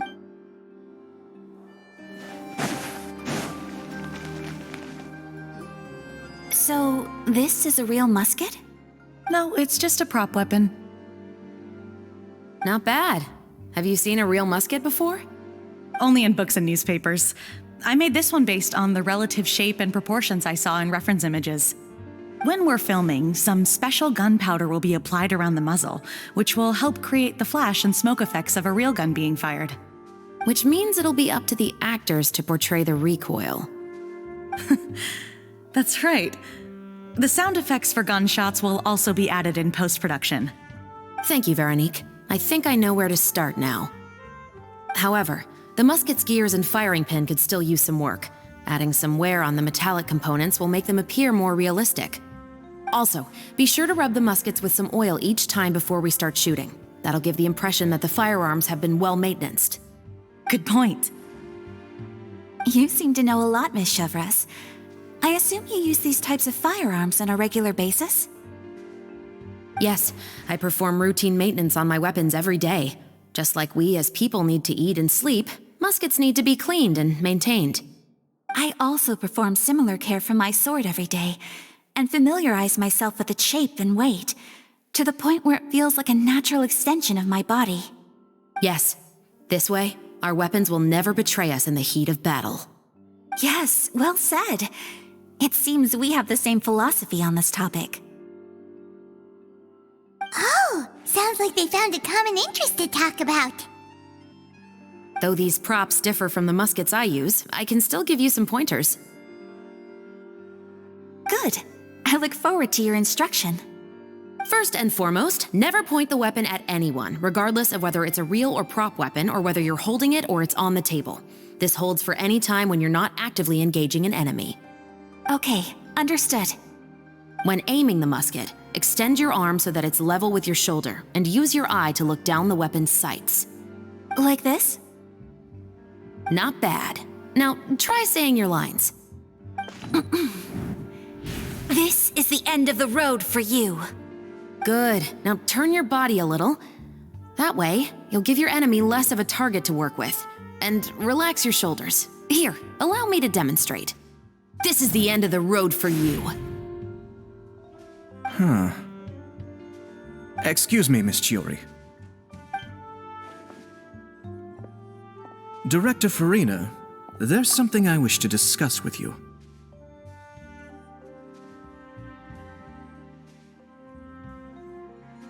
Oh? What is it? Like this? Yes, much better. What do you think? I do see your point. But are you sure you wish to do this? I believe it would be most fitting. Well, if you insist. All right, I understand. Miss Ayaka, Miss Chevres, could the two of you please come over here? Huh? What's going on? Are we gonna start filming now?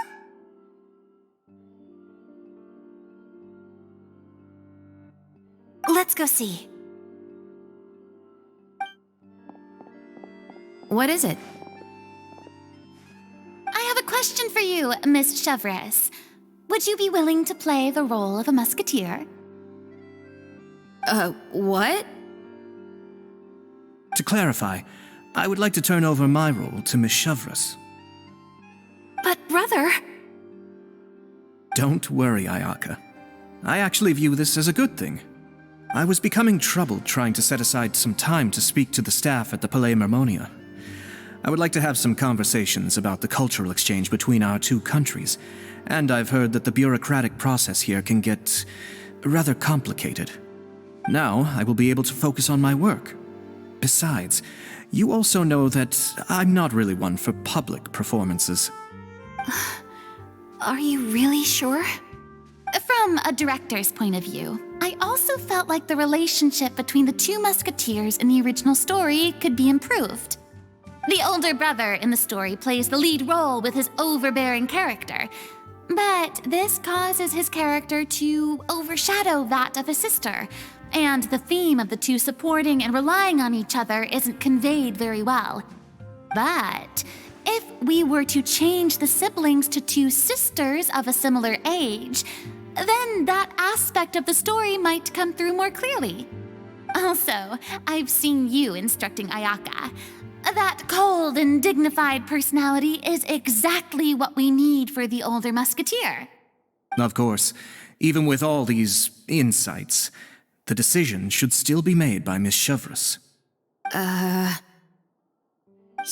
mentioned that she really likes the story, right? Paimon bets that she'll take the role. All right, I'll take the role. Good. It's decided then. I'll get started on making edits to the script. We'll also need to make some immediate adjustments to the lighting, props, and costumes. I have a feeling that our adaptation will be even better than the original story. You're doing a great favor for me, Miss Chevres. You have my gratitude. Don't mention it. I like this character, so if anything, I should be the one thanking you. Well, since my brother is the one who brought up the idea, I suppose there's no need to worry. Let's go, Miss Chevras. I look forward to working with you. Please, just call me Chevras.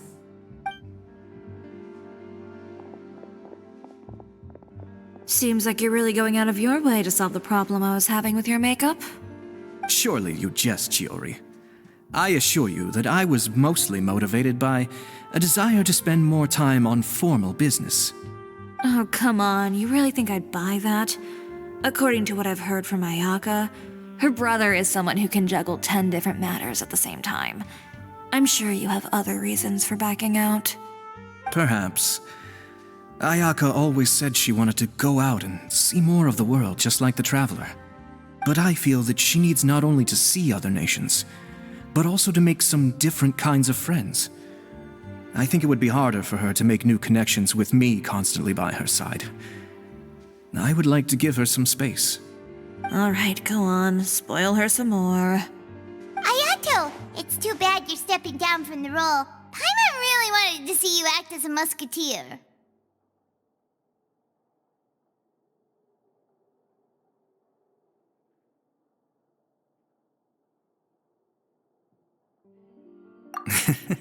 No need to poke fun at me. I'd wager that you also felt that I wasn't the best candidate for the role. It's a little hard for Paimon to imagine you saying those lines. Yes, I've made an appointment to meet some people from the Palais Mermonia. Now, I will have some more time to prepare. Traveler, get the camera ready. Paimon, get the clapperboard. Actors, to your positions. We're about to start shooting the first scene. Go on now. And please take good care of Ayaka. Yep, don't worry. Thank you. I look forward to seeing the film when it's finished. All right, now that we're all here, let me help set the scene for everyone. The first scene takes place when our two main characters are still living at the Baron's estate. They've been ostracized and verbally abused by others in the household, but they still have no idea why. We want to capture how naive and innocent they are despite their pain. Chevras will be playing the role of the older sister, Tulip, and Ayaka will be the younger sister, Iris. Be sure to get close-ups of the main characters at the right moment. Silence on the set! Lights, camera, action! Let's go! Tulip, Mother's been out for quite a while now. Perhaps she went to pick some flowers on the way home. You know how she loves flowers. Iris, Tulip, I'm home.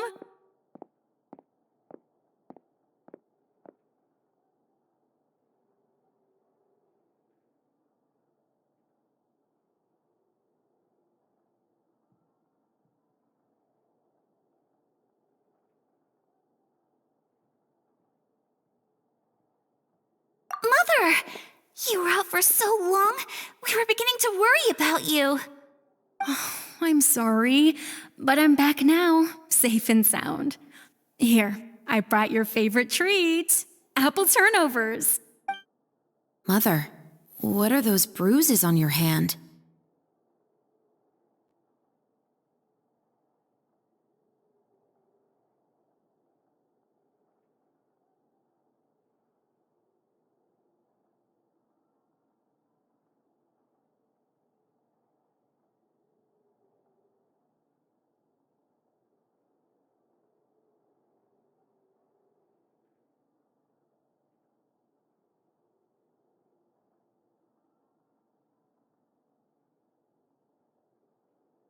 Huh? What bruises? Oh, I must have bumped into something while I was working yesterday. But I didn't notice them this morning. Then perhaps they're from when I accidentally tripped when I was out just now. By the way, did you have fun playing at home? What's the matter, Iris? Well, we've realized that no one really wants to play with us. They even took Iris's doll and spat at us. And they even called us names. They said we were... Shh! It's all right, don't worry. Girls, listen to me. It doesn't matter what anyone says. Don't listen to them. No one can define you with such words. You both have wonderful lives ahead of you. Just like your names. You will both blossom like beautiful flowers. Maybe your time to blossom hasn't quite come yet, but one day, you two will bloom more beautifully than anything else. Don't let the soil you're in now ruin your future beauty. Understand? My dear daughters. And cut! Not bad. The actor's emotions were all on point. Let's keep that take. Also, if our clapper loader could avoid shouting at the start of the scene next time. Oh, got it. Great.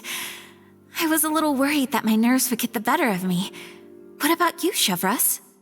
I felt fine. The lines weren't too difficult at all. Seems like Farina must have adapted the role nicely. You two were great. I couldn't tell it was your first time acting in a film. You should have more confidence. Thank you for your encouragement. Positions, everyone! We'll move on to the next scene after we try a few more camera angles.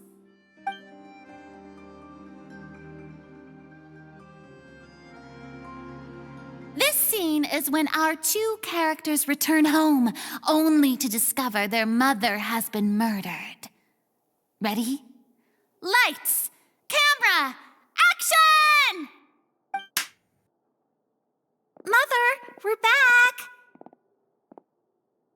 Mother?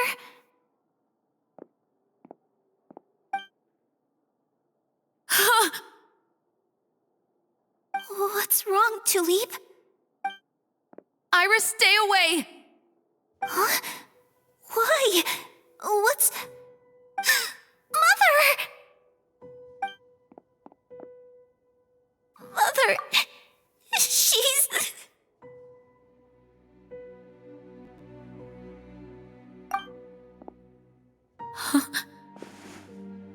There's poison in this cup. Huh? I could have sworn I've seen this kind of cup before. Those aristocrats. They didn't even try to cover up their actions.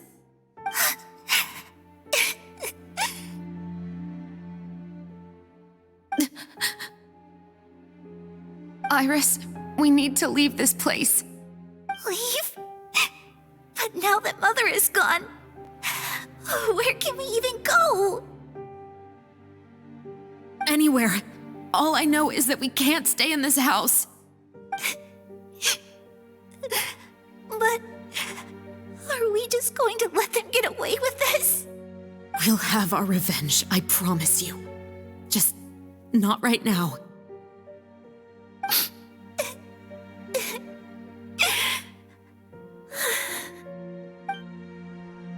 Come on, let's go.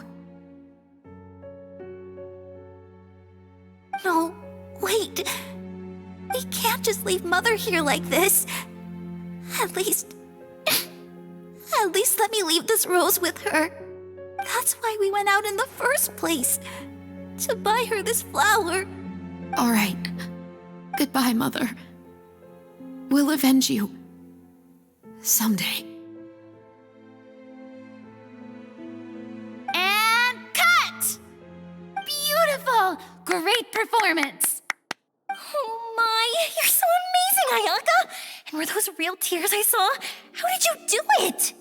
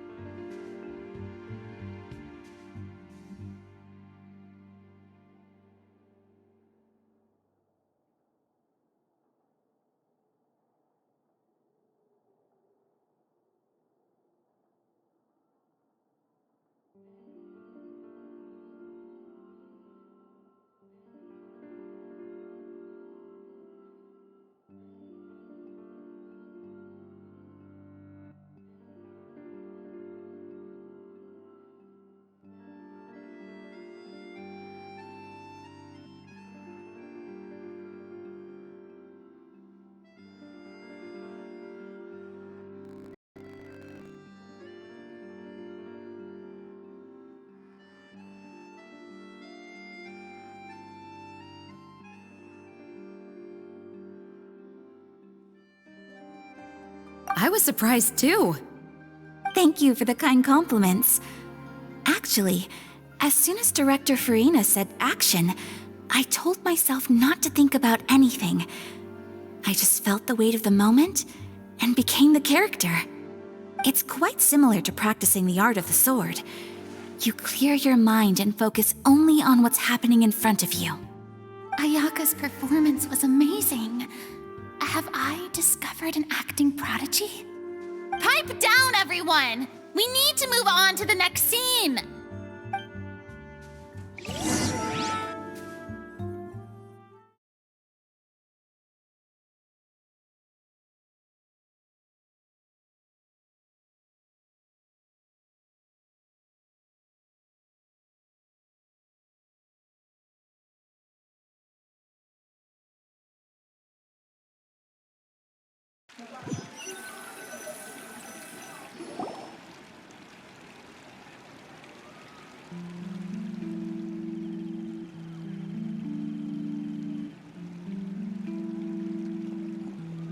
Huh?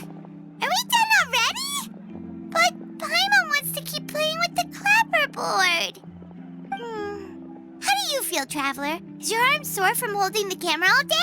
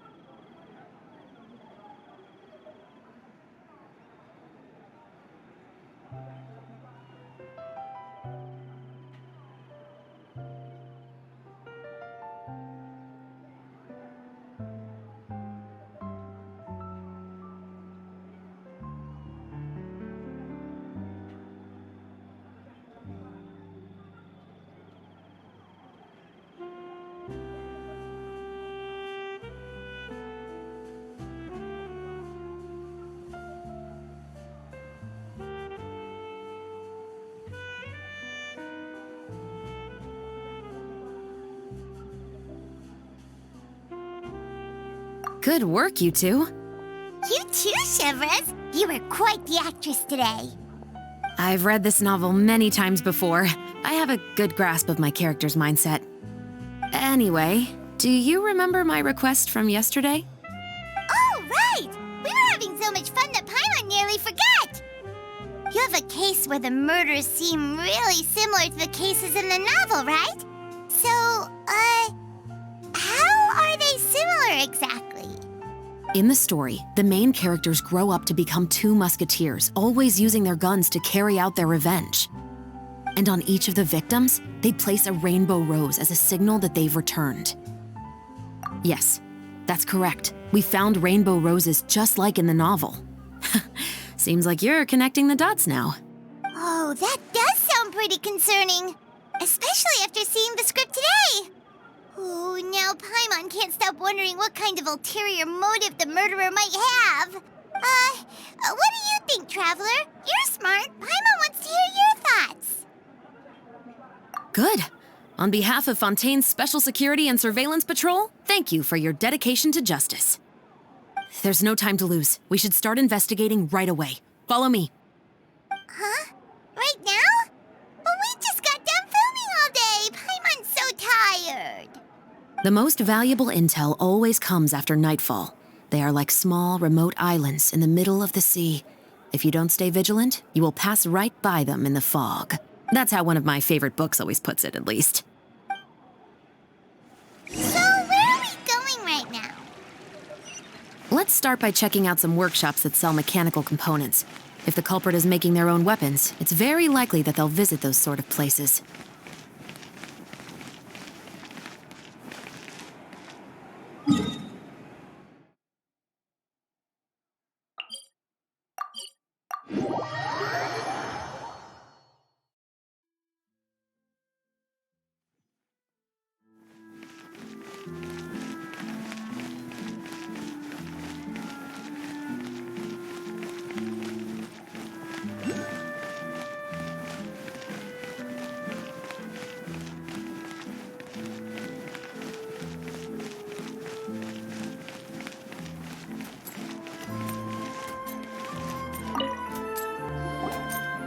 Welcome to Le Show's Clockwork Workshop. How can I help you? Hello. I'd like to know if anyone has purchased some special components lately. Special components? Sorry, could you be more specific? I mean the kind of components that aren't typically used for clockwork toys, but for firearms. Huh? For firearms? No, we don't sell those sort of things here. Don't misunderstand. I'm not here to cause any trouble. We are merely investigating a case, and we're hoping that you could cooperate. Well, to be completely honest, I'm not even sure what kind of components that would entail. Has anyone ever purchased components here as an individual rather than on behalf of an organization? We have a lot of customers who buy toys, but those who buy components are all regular customers who buy in bulk on behalf of their organization. Is that so? I understand. Thank you for your cooperation. You're welcome. It's the least I can do.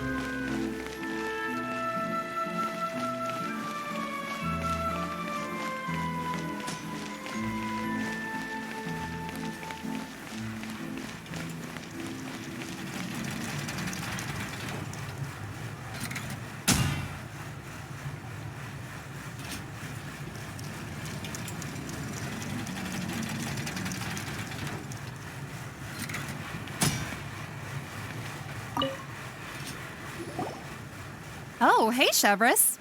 Run out of oil for your musket again? Hello, Estelle. I want to know if anyone has come to your shop recently to order some firearm components. Oh, is this another case? Let me think. I don't think so. Some people have requested that I make some prop guns for the Fontaine Film Festival, but I refused all of those requests. Oh? Why's that? Because there's no profit! I only make things here that can do some real heavy lifting. I don't have the energy to make some new molds just for the festival. Then has anybody come specifically looking for mechanical components? Well, I usually sell off my scrap to the Fleuve Cendre. I don't typically give them to one specific person. I understand. Thanks for your cooperation. Don't mention it. Always happy to have the Musketeers' patronage. Seems like we haven't found any leads to go off yet. Yeah, unfortunately. All right, let's head to Fleuve Cendre next. Huh? Are you sure? People might not be so thrilled to see the captain of the special patrol there. You think so, huh? Then I guess you don't know. Huh? Know what? That I grew up in Fleuve Cendre.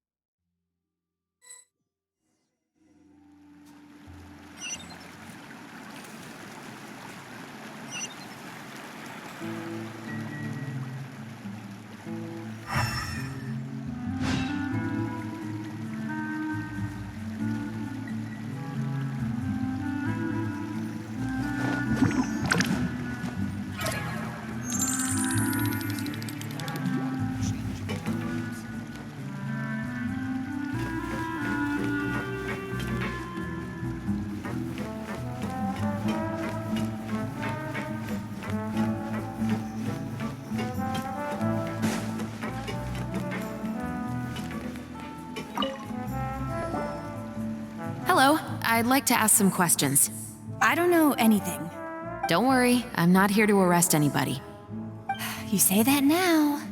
It's the truth. Here, take this as my guarantee. Wait, did Paimon just see what she thinks she saw? Is the captain of the special patrol bribing a citizen?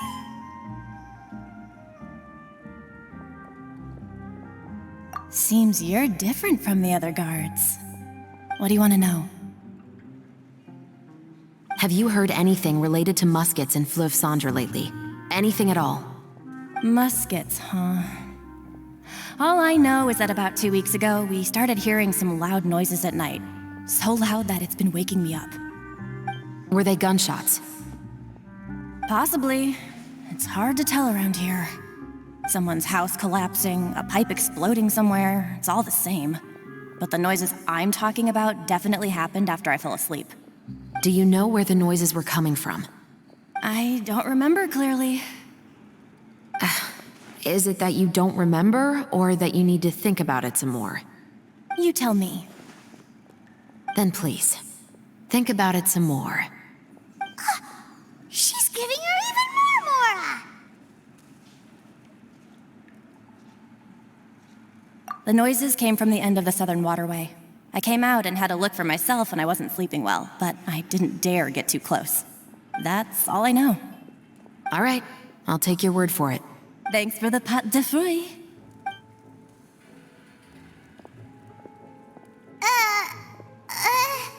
No need to be surprised. I grew up here, remember? I know how to get people around here to talk. Seems you catch on pretty quick. Now then, let's keep going.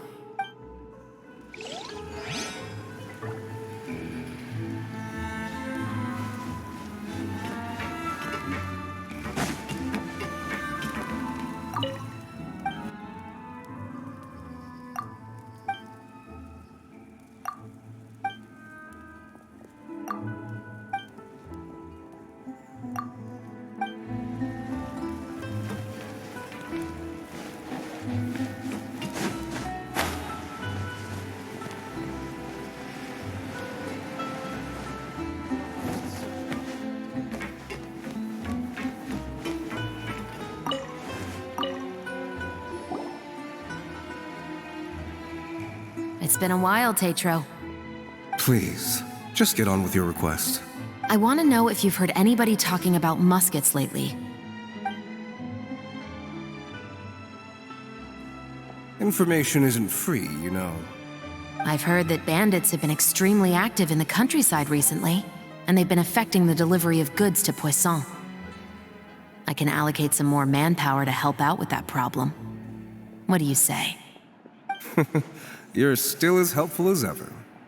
One of our men got drunk at dinner about a month ago and lost his gun. 3 days later, it turned up in the corner here. What's weird about that? He just forgot where he put it, right? This is Fleuve Cendre, my friend.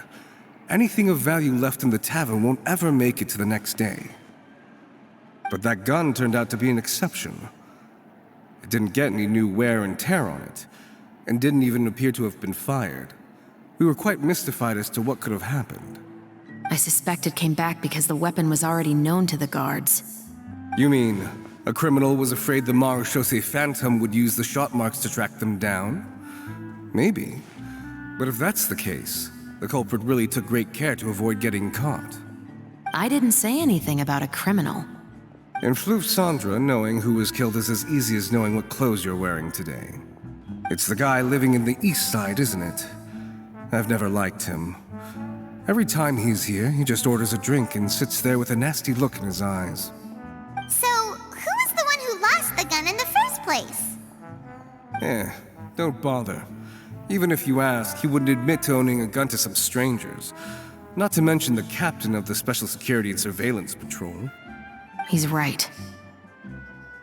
I know you grew up here, Chavras. Even though you're on good terms with the Spina, you've still been gone too long. Not many people know you here now, and a lot of people don't like the Special Patrol. I know. So take my advice and don't show your face too much around here. It's for your own safety. I'll come and go as I please, and I'm afraid I'll be appearing more often due to my work. All right. Don't say I didn't warn you. If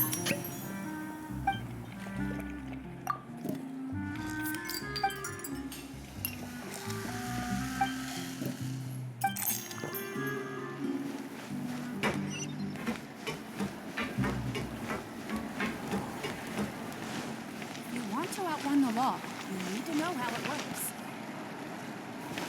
Whatever business you're in, you gotta keep up with the changing times.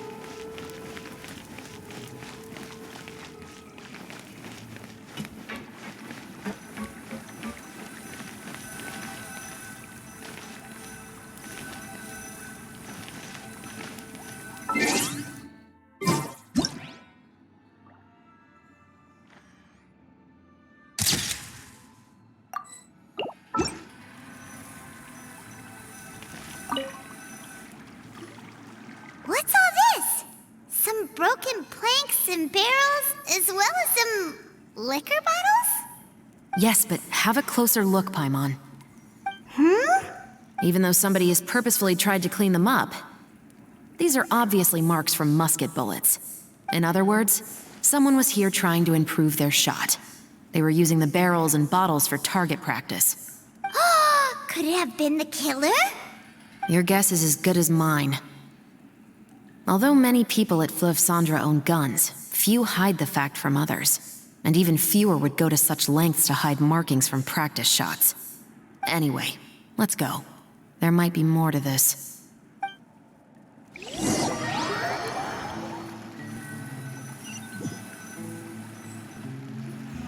Seems like that's all we'll be able to uncover for today. Paimon feels like we managed to learn a lot more here than up on the surface. Yes, Assuming that everything we found is indeed connected to our suspect, then their timeline was probably something like this. A month ago, our suspect found a gun and took it home to disassemble it. Once he'd figured out its mechanics, he brought it back. In the following weeks, he used some parts to create his own makeshift musket and took it to the Fleuve Cendra for target practice. Then, a few days ago, he found his target and carried out the murder. Once the deed was done, he left a rainbow rose on the body, just like the scene in the novel. That all makes sense to Paimon, but we're still no closer to figuring out the killer's identity. The deceased was a resident of Fleuve Cendra. It's said that he was a poor, solitary man.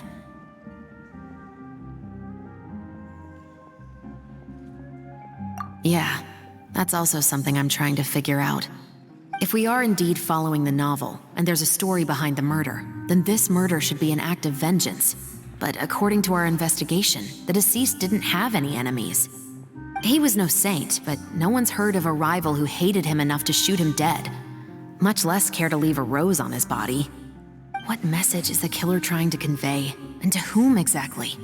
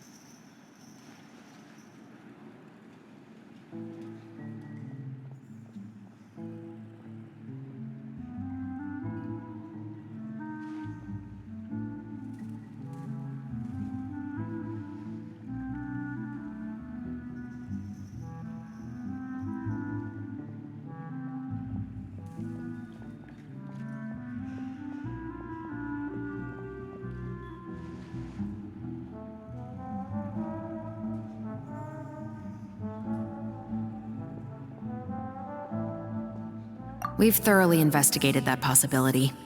He claims to have spent the whole day at the Opera House on the day of the murder, and the staff there have confirmed his account. Okay, so he has an alibi. Not only that, he lacks a credible motive as well. He has a family of his own, and both of his parents are still alive. I've looked into his records. He was adopted at the age of 6, and all the proper procedures were followed. There are also records of him at an orphanage before then.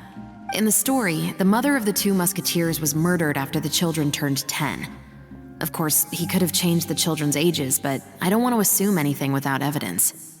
More importantly, I've also had a chat with him in person. He didn't seem like the kind of person who would pull the trigger to kill a man.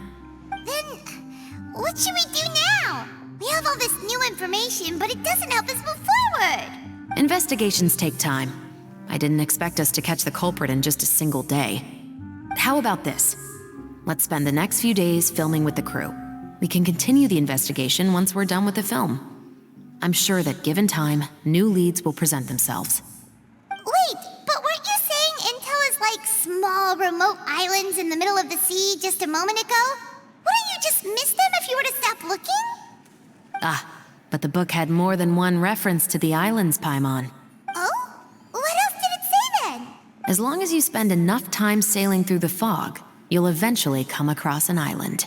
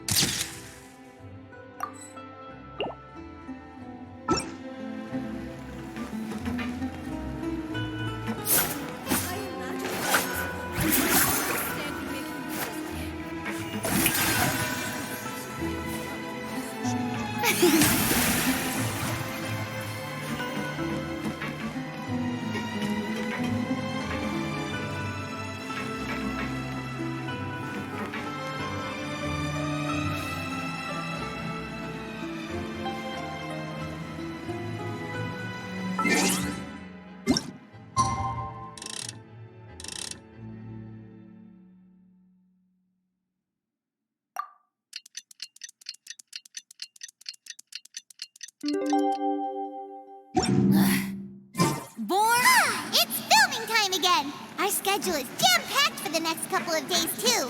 We've got so many different locations and sets to cover. Anyway, let's head out and meet up with the others.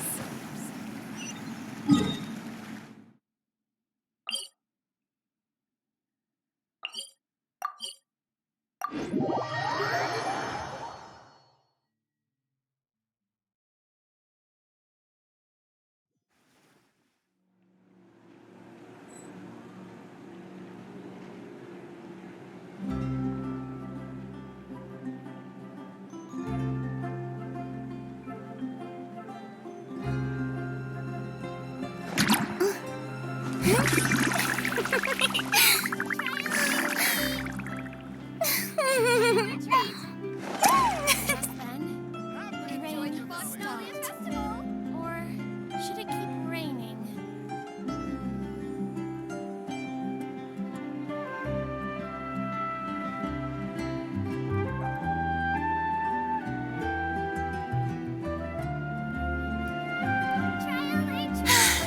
Being too popular can be such a hassle. Who knew the people would adore me so much?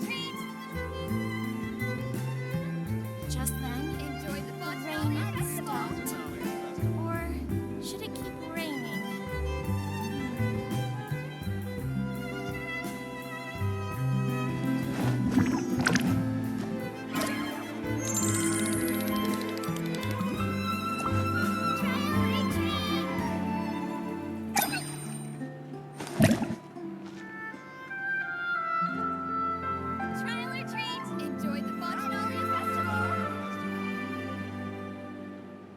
Just then, the rain stopped. Or should it keep raining? Tea parties are a must for the well-mannered. If you'd like to learn the proper etiquette, I'd be happy to teach you.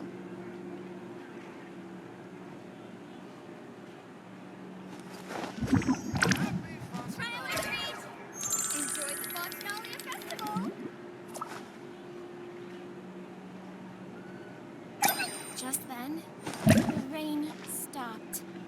Or should it keep raining? Trial or treat!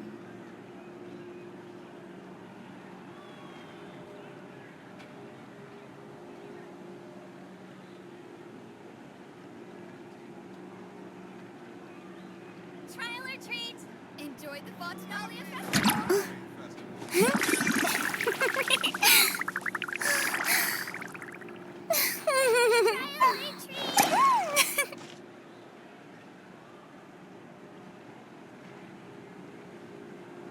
Just then, the rain stopped. Or should it keep raining?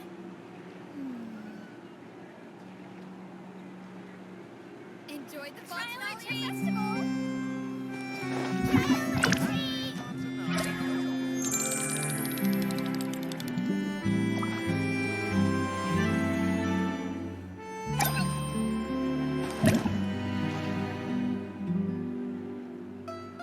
Just then, the rain stopped. Or should it keep raining?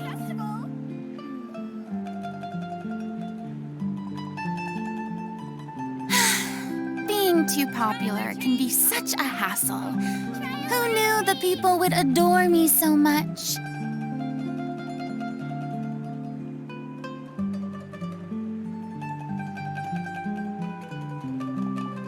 Enjoy the Fontaine Festival!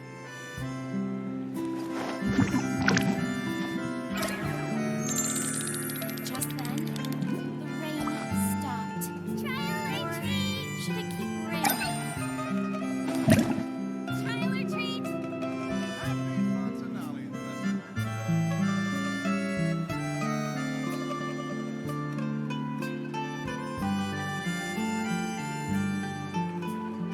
Enjoy the Fontaine Festival!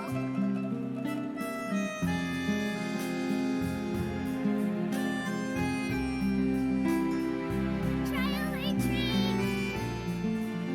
Trial or treat! Just then, the rain stopped. Tea parties are a must for the well-mannered. If you'd like to learn the proper etiquette, I'd be happy to teach you.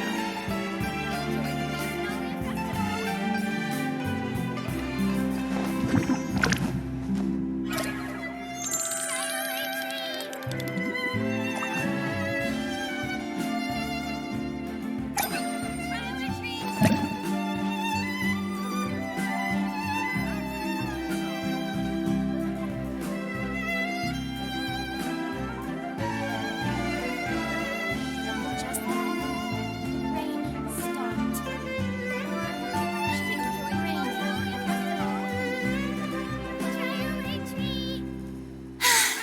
Being too popular can be such a hassle. Who knew the people would adore me so much?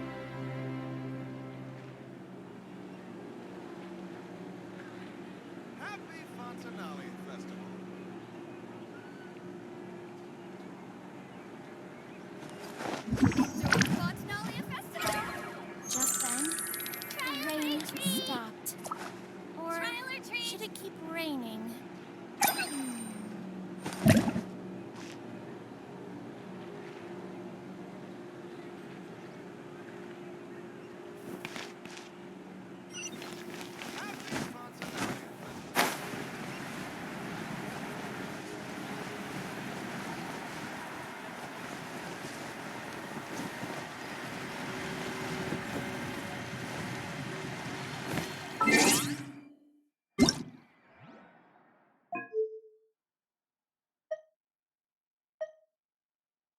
Paimon coming in! Paimon coming in!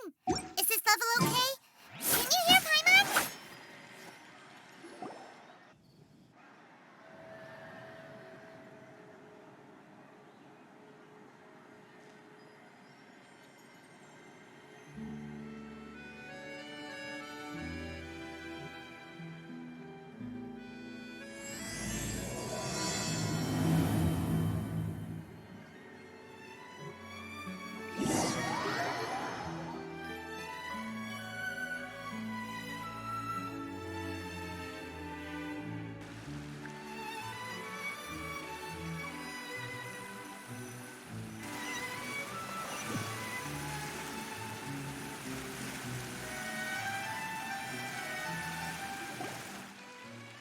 Good work, everyone.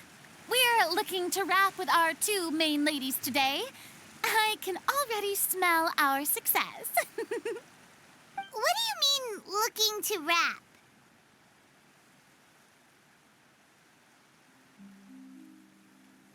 Oh, aren't you the expert now?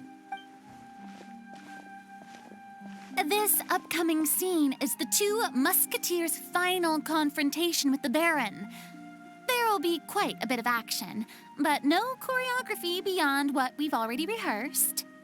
Anyway, get ready. Lights, camera, action! The view is beautiful tonight. It reminds me of that fateful night 10 years ago. And now that I've said it, I can even make out the faint fragrance of herbal tea in the air. Enough, villain! It's time that you pay for the death of our mother! My dear Iris, have you forgotten your manners? How can you speak like this to your own father? I'd sooner swallow all of my teeth than call you father. What did I expect? Seems the daughters have turned out to be just as obstinate as their foolish mother. In this world, mora and status is everything. She thought she could blackmail me using her children and force me to grant her recognition and concessions? Ah, how naive can a woman be? Mother never asked a single thing of you. All she wished was for us to live a peaceful life, just like the others. It was you who personally brewed the poison of prejudice and sent Mother to her death. Compared to that deadly poison, the 2 bullets that will soon pierce through your heart will be like sweet mercy. And that's exactly why I said you're just as naive as her. Did you really think 2 muskets would be enough to defeat me? So let's see. What is stronger, mora and power, or the 2 muskets in your hands? Get them! Tulip! There are too many of them! It'll be okay.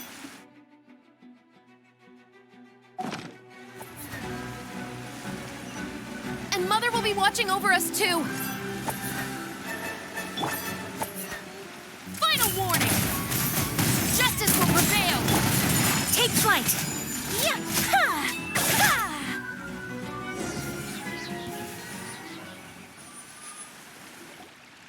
You've lost. To think I'd lose to my own 2 kids. We are no children of yours, and we'll never call that place our home.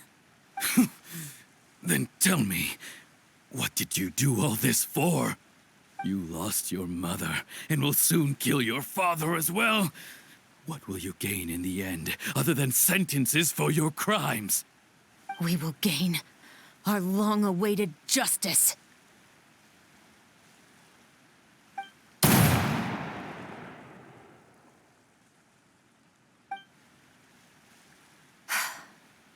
It's over. Finally, it's over.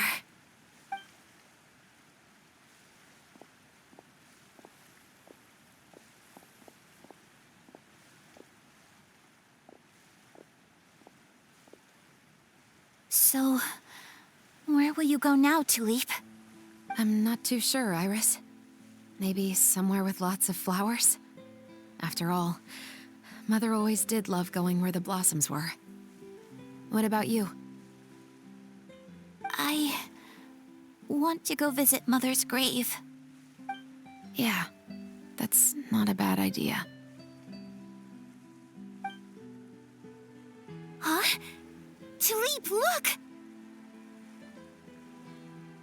What is it? It's Mother's favorite, the rainbow rose. Look, it's blooming again.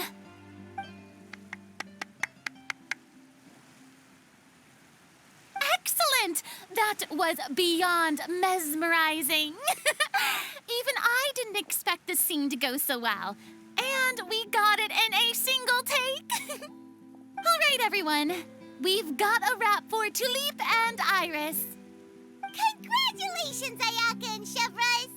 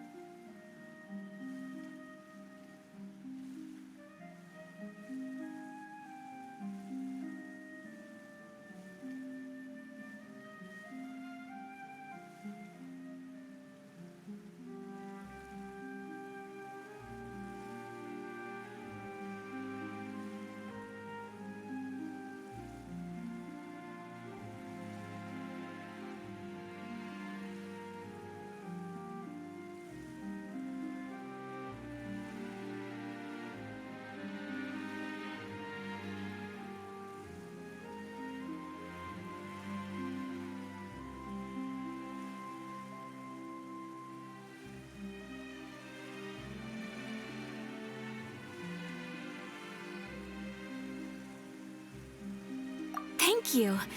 I didn't expect our parts to wrap so quickly. I wish I could savor the experience for just a bit longer.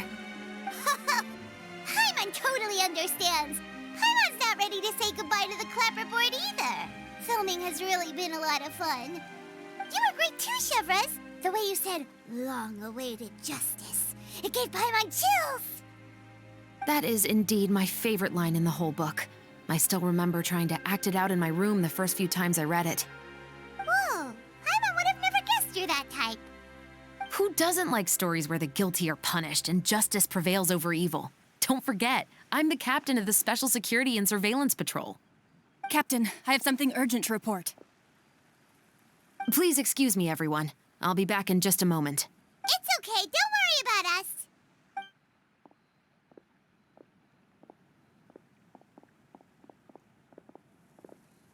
Oh? Was she whisked away by work already? I was just about to tell her how great she did. It seemed like some urgent official business. Then perhaps we should thank the stars that we were able to wrap both of your parts so quickly today. Switching around the filming schedule would have been a real pain. Anyway, I actually came over to let everyone know that we're all done for today. You can go home and get some rest. And one last thing, Miss Ayaka.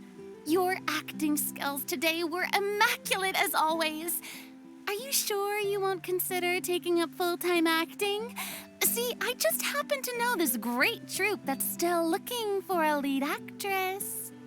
Thank you for your kind words, Director Farina. Unfortunately, there are still many matters that I have to take care of back home at the Yashiro Commission. I cannot remain in Fontaine to pursue an acting career. Nevertheless, I will make sure to treasure this incredible opportunity in my heart. Oh, that's a shame, but I understand. Just let me know if you ever change your mind. I believe it's also about time for me to take my leave. But hopefully I'll see you on set over the next few days. Even though my part's wrapped, I'd still like to swing by and help out the crew. See you tomorrow, Traveler and Paimon.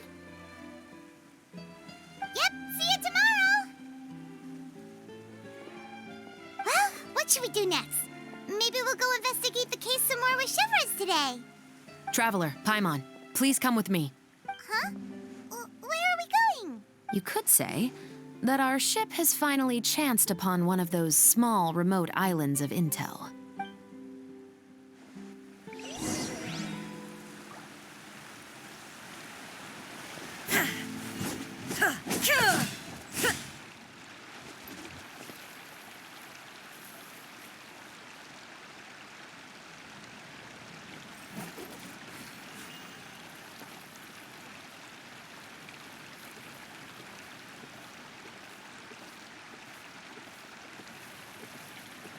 I wonder where humans come from.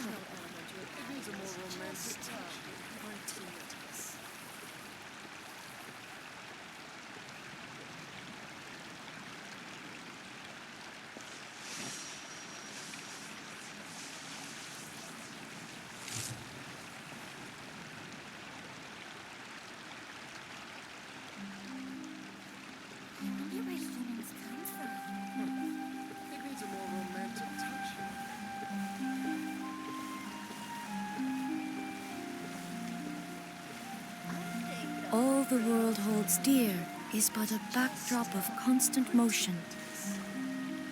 I stand before it, alone and unchanging.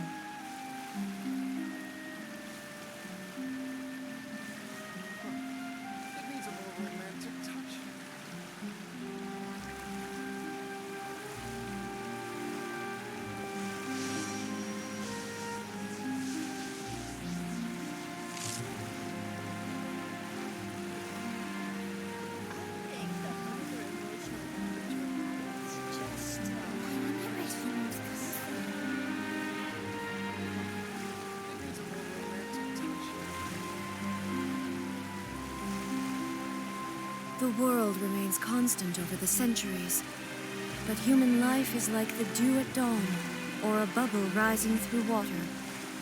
Transitory.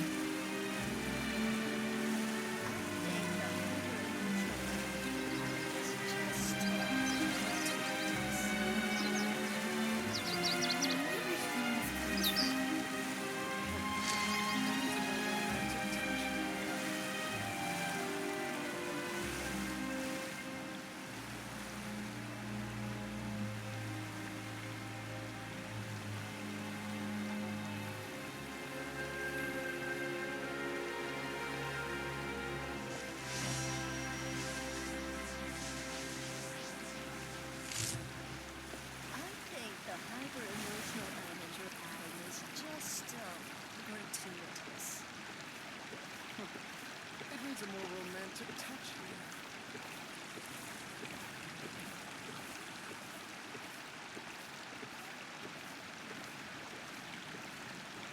here. Inactivity serves no purpose whatsoever. I think the hyper-emotional element you're adding is just gratuitous. It needs a more romantic touch here.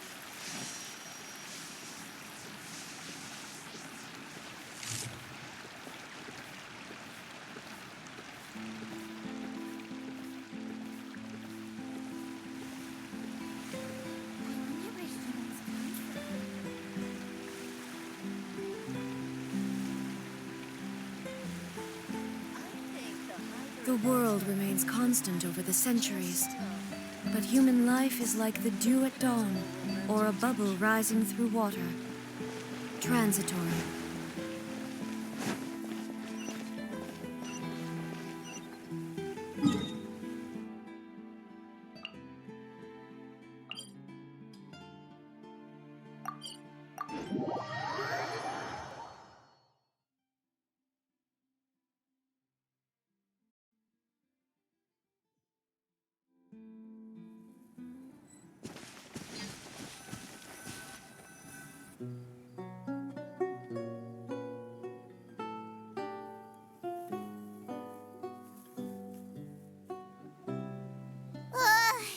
Paimon's exhausted.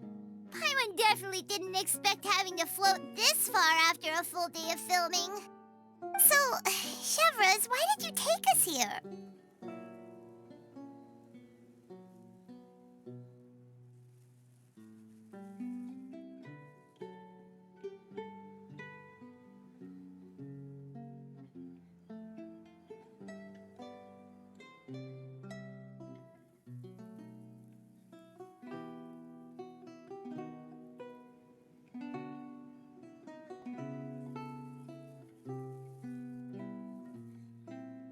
Affirmative.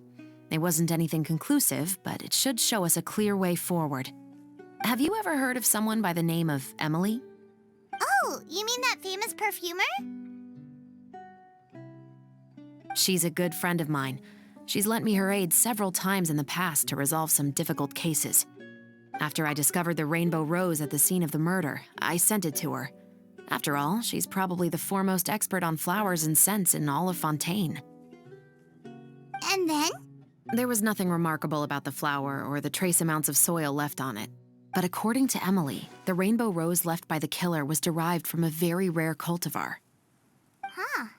Paimon didn't know that there were different varieties of rainbow rose. Paimon just thought they grew everywhere in the wild. Flowers that are deliberately cultivated will always show some different features from those that bloom in the wild. We already knew that the rose left at the scene belonged to a special cultivar, but with Emily's expertise, we were able to pinpoint the place where it was first picked from. Oh, Paimon gets it now. So whoever first planted that rainbow rose was probably the killer. Precisely. And after we checked what we learned against some sales records from the past, we discovered that there's only one person in all of Fontaine who could grow and sell this specific cultivar.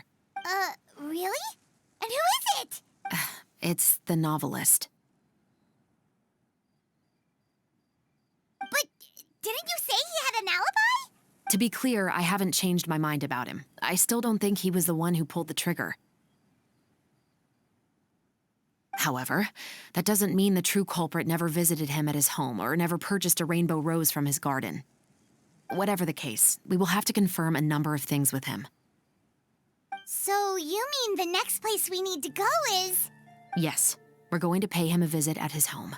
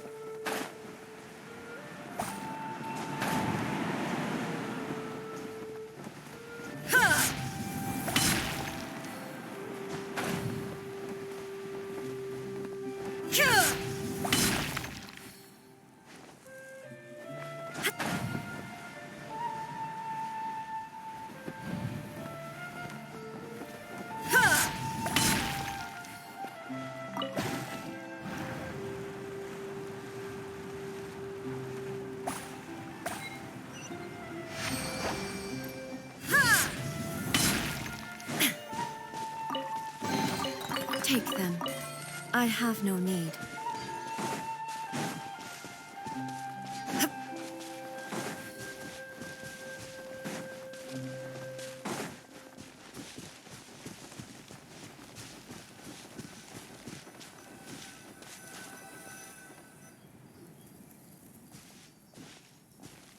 That should be his house.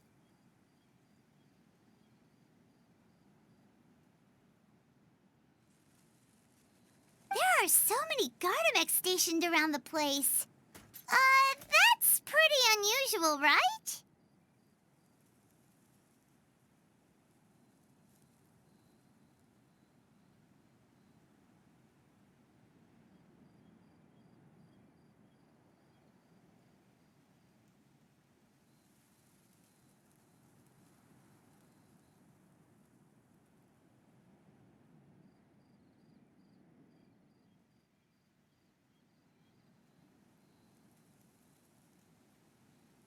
According to what he told me last time we spoke, he hired them so he won't be harassed or disturbed. Huh. So there are a lot of flowers in his garden, but Paimon doesn't think we'll be able to pick one without alerting the Gardamex. Right. Which is exactly why I think there has to be a special connection between him and the killer. So, should we knock? Just wait here for now. I'd like to take care of a number of those Gardamex first. But they're so far away. How are you planning to do that? Don't forget, Paimon, I'm actually the real-life captain of the Musketeers.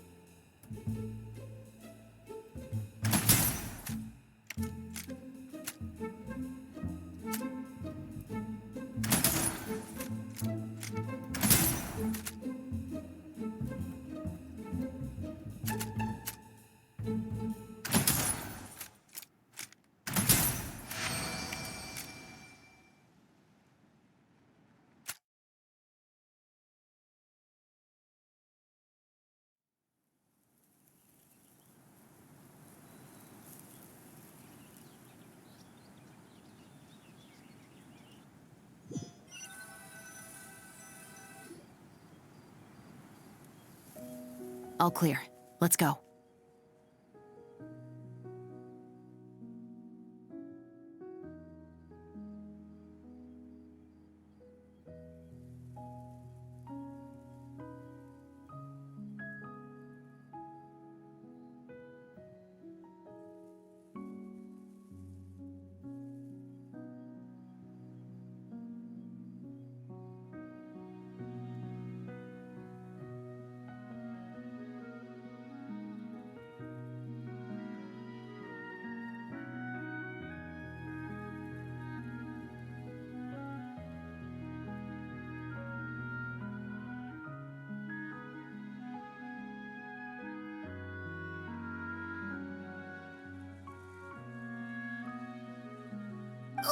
Wait! Paimon's a little nervous now that we know he could be the killer. Can we go over our plan of action again? I'll go knock on the door and make sure it's safe inside. Once we're sure that we're in the clear, I'll ask him to come with us for a quick round of questioning at the guard's headquarters. But can't we just arrest him? We still have no evidence that he's the killer, or that he lent the killer any direct aid. Still, it would be appreciated if you could pick a rainbow rose from his garden for me while I'm talking to him. It'll help the Marachose Phantom confirm Emily's theory. Sure, no problem. Just be careful, Chevreuse.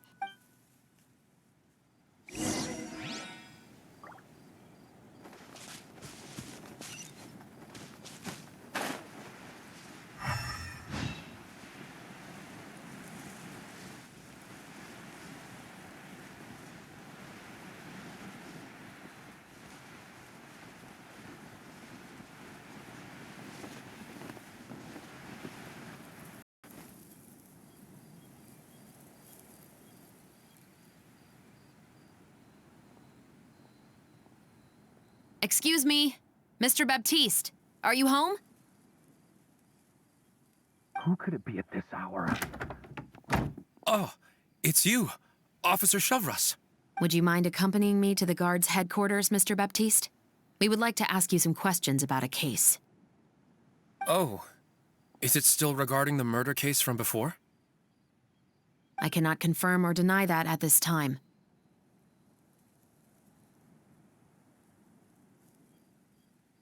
So it is then.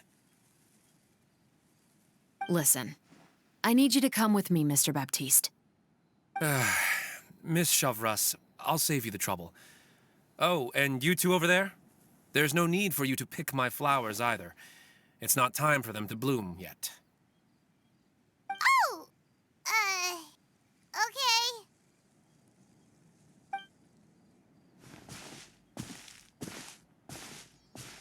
By saving me the trouble, you mean... I will confess. I was the killer. Huh? He just admitted he's guilty! Please relax, everyone. I'm not armed. The musket you're looking for has been buried in my backyard. Then it's my responsibility to inform you, Mr. Baptiste, that everything you say right now will be used as evidence for the inevitable trial. Yes, I am perfectly aware of that. I must say, I hate this feeling. Oh? Is it because I confessed? Or because you've been proven wrong? Both, I suppose.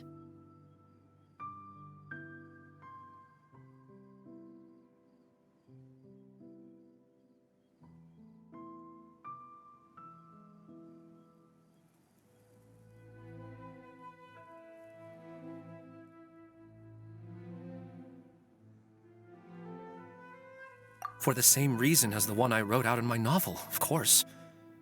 I did it to exact revenge. I know you haven't figured out the link between the two of us. Had you done so, I'd have been taken away to the headquarters a long time ago. But that won't stop me from always remembering his grotesque face. After all, he was the one who killed my mother.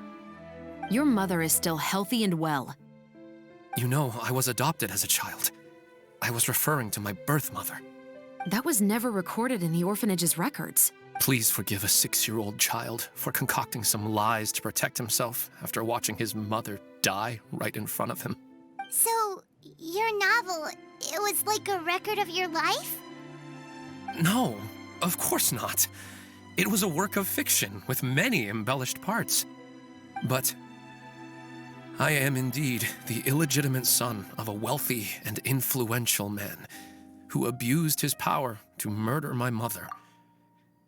That part was 100% real.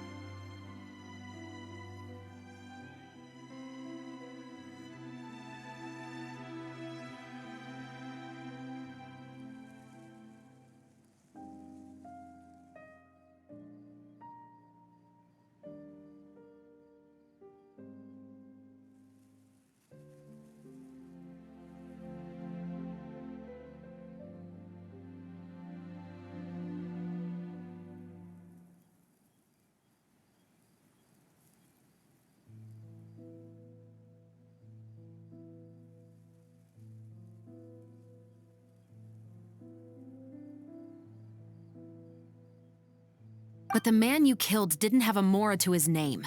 He was a hired assassin. An irredeemable beast who sank his fangs into a defenseless woman just for a few bags of Mora. But if that's really the truth, you wouldn't be telling us any of this now. You still haven't managed to take revenge against your father, the true mastermind behind it all. I never thought I'd hear that kind of thing from the captain of the Special Security and Surveillance Patrol. I'm simply skeptical about your motives. It's simple, really. I've grown tired of everything and don't want to shoulder this burden anymore. You may have considered me too soft to pull the trigger. Well, as it turns out, you are exactly right. I've become overwhelmed by the aftermath of the murder.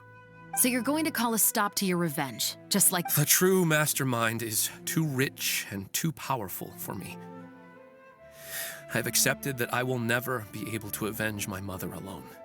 And so what? The characters in your book never gave up? Now, Officer Shavras, I'm the one who has killed a man, aren't I?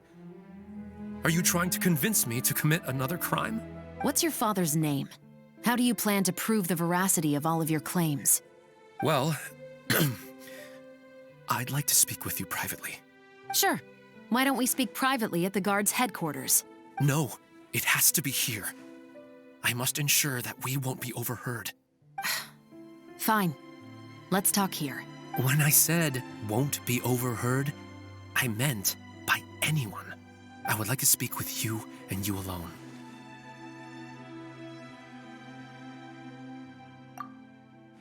Thanks. I appreciate it. Please stay safe, Shavras.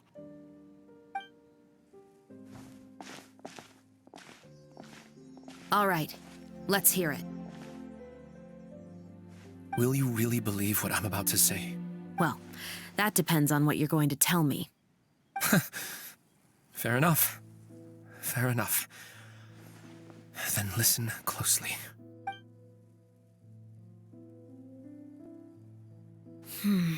So that's how it's all connected. So, it seems you believe me after all. Do you want me to go public with this? No, of course not. At least, not right now. Then why did you bother telling me? You've read my work. What do you think? Even if you were to go public with all of this right now, he'd simply deny everything. It's been too long. Almost 20 years. Anything that could be used as evidence has long faded away. Even if there might have been a solitary island of truth once upon a time, it has long sunk beneath the waves by now. Justice will never find him. Not if you don't try. I know that as the captain of the Special Security and Surveillance Patrol, you will always stand on the side of justice. But do you really think a cushy life in prison really constitutes justice for him? I bet he could lead an extremely comfortable life in the fortress of Meripede. What are you trying to say? I've been observing you from a distance. Your portrayal of the musketeer was exquisite. Pull the trigger of justice against him. Let the villain get what he deserves. You want me to let you go so you may complete your revenge? No, Officer Shavras. I know that would be impossible. No. What I'd like is for you to perform the deed on my behalf. Oh, Shavras sure is taking her time. What could they be talking about anyway? Oh, Paimon's worried. What if he decided to attack her? Oh, you do have a point. Still, do you have any idea who the rich person might be? And why the novelist doesn't want us to hear what he's saying to Shavras? Sorry to keep you waiting, you two. Hey, how did your talk go? I've already sent someone to escort Baptiste back to the headquarters for questioning. He wasn't lying about the musket. It was indeed buried in his backyard. But what about the name? Did he tell you the name of the rich guy? Yes, he did. But for now, I have to return to the Special Patrol. There are still a few loose ends I need to tie up. I'll probably be quite busy over the next few days, so apologies if you don't see me on set.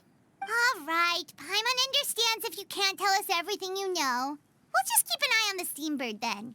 Actually, there's still something else I need your help with.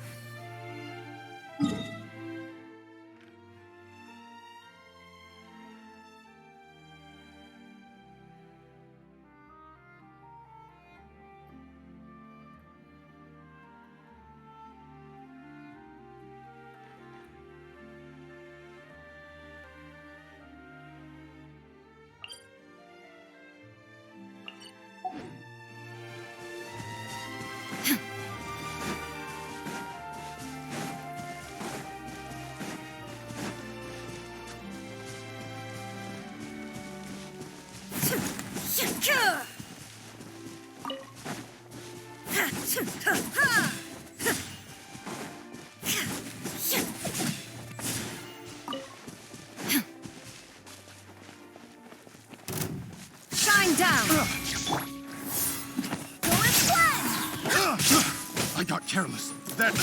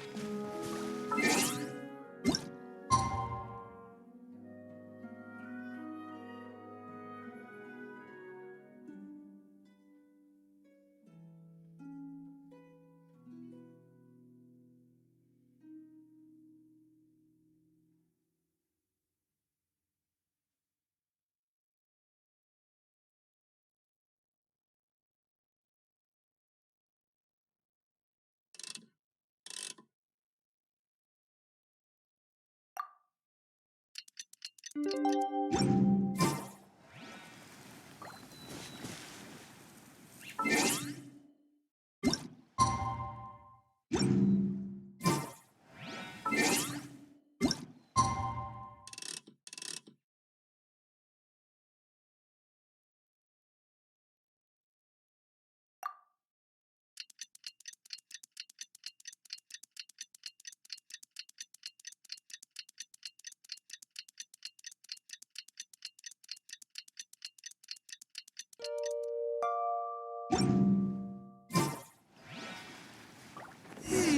haven't seen Chevra since that night at Baptiste's place.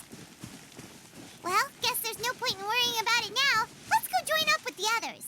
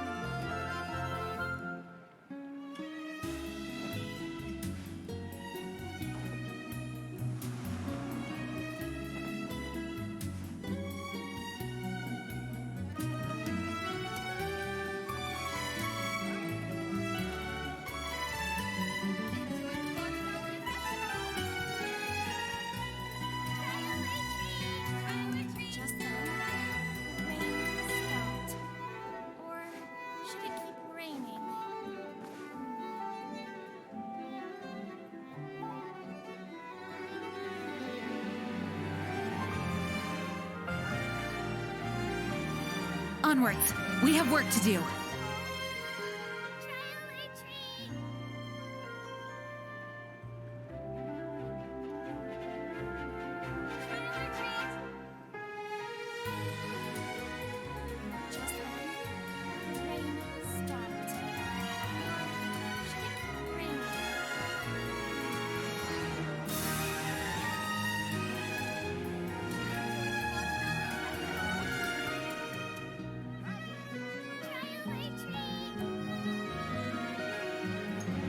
It's time to move on.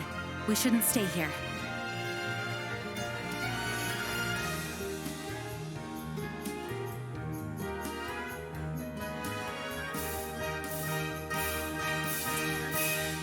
Rain stopped. Or should it keep raining? Enjoy the Fontanalia Festival! Trial or treat! Trial or treat! I do hope the Knights of Favonius are all working hard.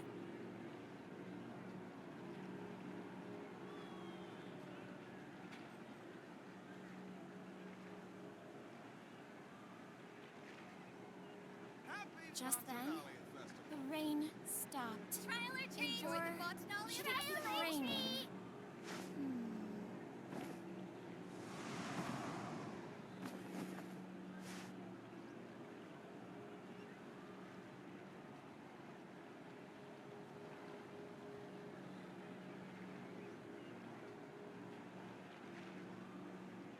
Trial or treat! Happy Fontanalia Festival. Enjoy the Fontanalia Festival! Just then, the rain stopped. Or should it keep raining?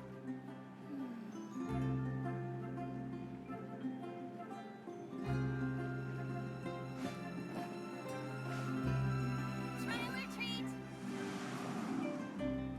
Happy Fontanalia Festival. Enjoy the Fontanalia Festival! Treat!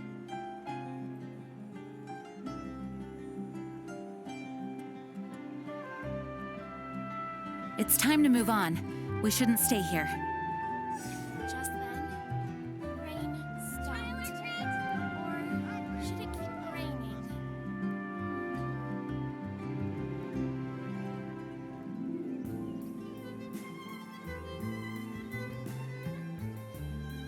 Enjoy the Fontanalia Festival!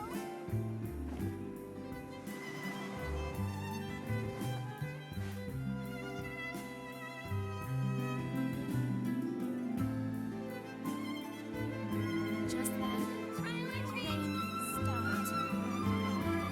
Should it keep raining? I do hope the Knights of Favonius are all working hard.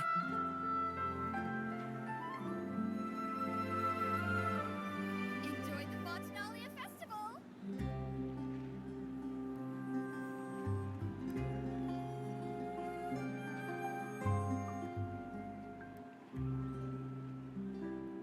Just then, the rain stopped. Trial Or or treat! should it keep raining?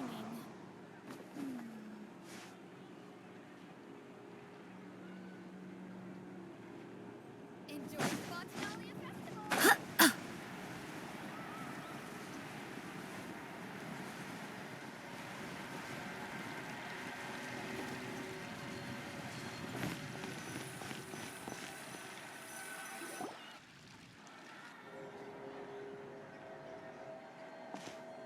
Good morning! Hayaka and I were just talking about you. Is Chevra still not joining us today? Probably not. We haven't seen her either. Huh? That's such a pity. Director Farina said that we've only got a few small scenes left before wrapping up the entire thing. She even said that she'll get me into a couple scenes, so everyone will have a chance to shine in front of the camera. We were also planning on having a victory feast once we're all finished filming. You can join us, right? If only Chevros was here. I still haven't taken a photo with her. I'm afraid that can't be helped. Those special patrol folks are like phantoms when they've got a case on their hands. But to be honest, I'm even more concerned by what I read in the Steambird earlier this morning. It said that killer in the murder case was none other than the author of the Two Musketeers. Oh yeah, I heard about that too. He came forward and confessed his crimes, but gave no explanation as to why he pulled the trigger. We didn't know about this case at all when we joined the film. Is it going to affect the reception of our work? From a pure publicity standpoint, this will draw a lot more attention to our film. I have to say, though, that no director can be perfectly comfortable with garnering attention through means other than artistic skill. To be fair, I feel like that ship sailed the moment you allowed yourself to be named as the director on our posters. It's not my fault that I'm super popular. What was that saying again? My popularity has, Sunk to an all-time low? spread to the four corners of Tibet.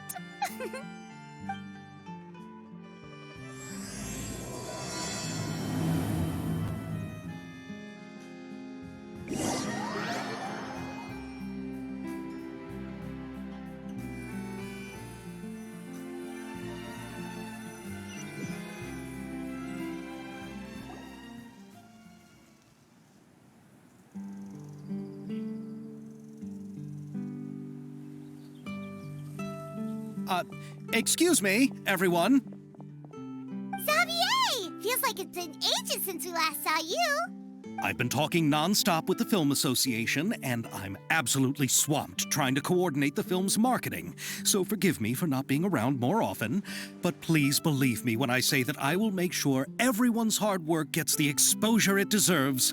Oh, seems like you've been fighting your own battles. Yes, that's one way to put it. Oh, and before we begin the final round of filming, please allow me to finally introduce you to the original investor of our film, Mr. Morris. A pleasure to meet you all. Yes, glad to make your acquaintance, Mr. Morris. We've heard about the issues you've encountered with your financial situation, and genuinely hope that things have taken a turn for the better. Oh, well, the situation has indeed improved somewhat. Don't worry, Mr. Morris. Accidents and last-minute challenges happen all the time. There's no need to blame yourself over it. The good news is that we're almost done filming now, and I would even say that this is the best story I've ever seen. Is that so? I say that's great news. All right, now that we've gotten all the pleasantries out of the way, let's get this show on the road. We'll mostly be filming typical people and scenery from the streets today to improve the sense of environmental ambiance in some parts of the film.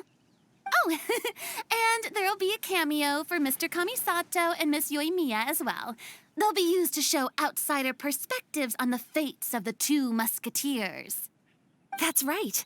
Ayato should be here any minute. Excellent! Then let's start with the scenery shots. Camera and clapper loader, you're up. Yep, we'll be ready. Remember, all we need are some wide zoom shots of the streets. If you happen to find some particularly lovely patches of flowers and grass, feel free to grab some close-ups of those as well.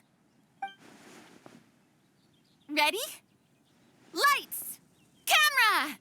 Action! Okay, now move the camera slowly. Try to focus on that flower. What's wrong? Just adjust the focal length a bit. Something the matter? Huh?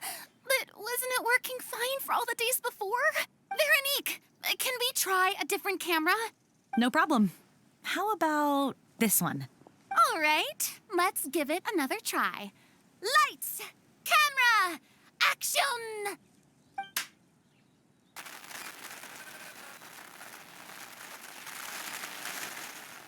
Don't tell me. This one is broken too? Veronique, do we have any other spare ones we can use? I'm afraid we only brought these two today. What? Then go find a workshop to get them repaired right away. Oh, and you too, Bono. Go find our spare camera in the warehouse and bring it back to the set. On it. Greetings, everyone. My apologies for the delay. Is something the matter, Ayaka? It seems like there are some issues with the filming equipment today. We're stuck for the moment. I see. Well, let's not just stand here twiddling our thumbs. Actors, to the makeup booth. We'll start on the next scene as soon as we get a working camera. The people at the workshop told me that the part which holds the lens in place seemed to have fallen off. That's super strange. It was perfectly fine just yesterday. Well, no time to dwell on that now. Let's get back to filming. Ahem! Quiet on set! Places, everyone! Lights! Camera! Action! By the way, have you heard about that recent murder case? Yes, I have. It seems that they've caused quite the commotion in the city. I heard that the chief of the guards is so mad about not catching the culprit that he's about to explode. Oh? I find that quite hard to imagine, considering how he already looks most days. Director, we have a problem. Oh, we're in the middle of a take! Couldn't you wait until we wrapped up this scene? No, Director, our film, all the finalized film that we've been keeping in the case has disappeared. Oh, wait, what did you say? Mr. Bonneau, please take me to where the film was kept right away. I'm coming too. No, Yoimiya, you have to stay here. Oh. Okay, listen up. Everyone who's not working on this current scene can go with Bonneau to look for the film. Everyone else, stay put and wrap up the scene. Unbelievable. How could all these problems happen in just one day?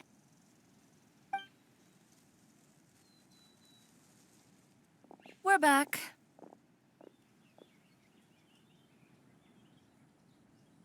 How did it go? Did you find the film? We found it in the sewers. Huh? In the sewers? Is the film still okay? We discovered it just in time, so we should still be able to salvage it.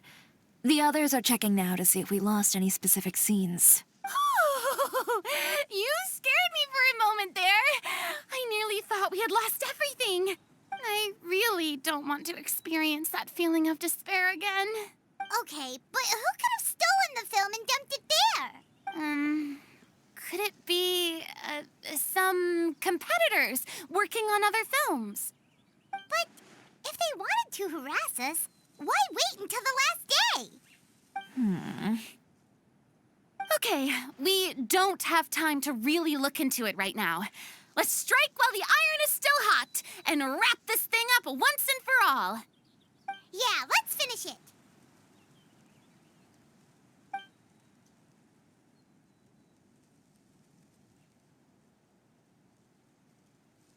I would like to officially announce that our entry to the festival, The Two Musketeers, has now concluded filming! Paimon is spent. It's so late already. Even though the filming process proved to be extremely challenging, everyone provided valuable and unique contributions to the final product. Thank you all for your dedication and support. And just like Director Farina, I would also like to extend my most heartfelt thanks to all of you. Really, you've all helped me so much. All right. Let's save the awards speech for later and hopefully also get some rehearsals in before the real thing. Anyway, now it's time to party! Let's all make our way to the beach and have a celebration feast so loud and fun that even the blubber beast will want in. Party! Paimon wants to party!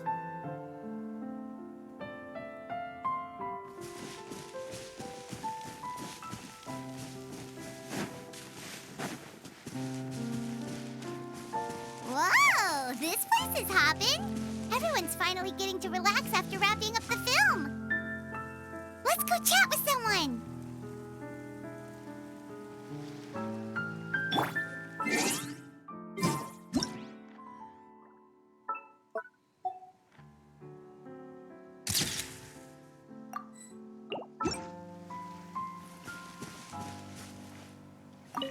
Have you ever seen a fireworks show, Mr. Morris? It's pretty amazing.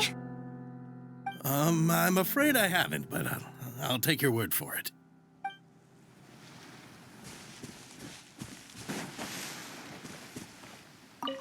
I was thinking, if this film turns out to be a success, could I ask the two of you to stay and be a part of my crew? Of course, I'll definitely increase the pay for next time. I'd be more than happy to, Mr. Xavier. Thank you for the offer, Mr. Xavier. But I've made some plans to go on a journey to the other nations once the festival is over. Is that so? Well, then in that case, bon voyage, Miss Veronique. Please feel free to get in touch once you've returned to Fontaine.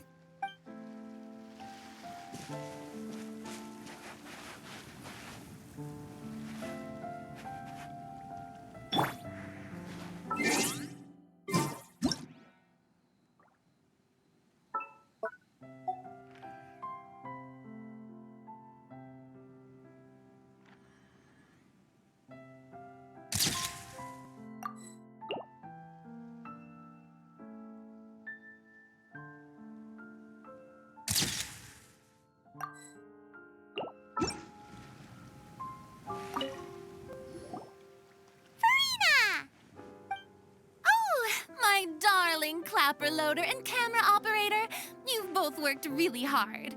Paimon thinks you worked even harder than us. Honestly, Paimon was getting a little tired of playing with the clapperboard by the end of it. Worst of all, Paimon started having dreams of you shouting, "Lights, camera, action!" into Paimon's ears. The actual dream can't even start until you've yelled that. Hey, if anything, shouldn't I be more grand and delightful than your dreams? We've been through so much together, and that's how your brain remembers me? That's not Paimon's fault. We've just used the clapperboard too much lately. Anyway, what's most important is that we've wrapped the film. I'm pretty confident that we'll take first prize. Hey, no need to mention the official name. Wait, now that you mention it, if we did win the prize, would Farina just get a statue of herself? Come on, I don't need that kind of attention. Xavier can accept the reward on our behalf. But just imagine! Farina accepting the Farina Award and holding a Farina statue. I'm going back to my dessert now. You all can keep discussing that on your own.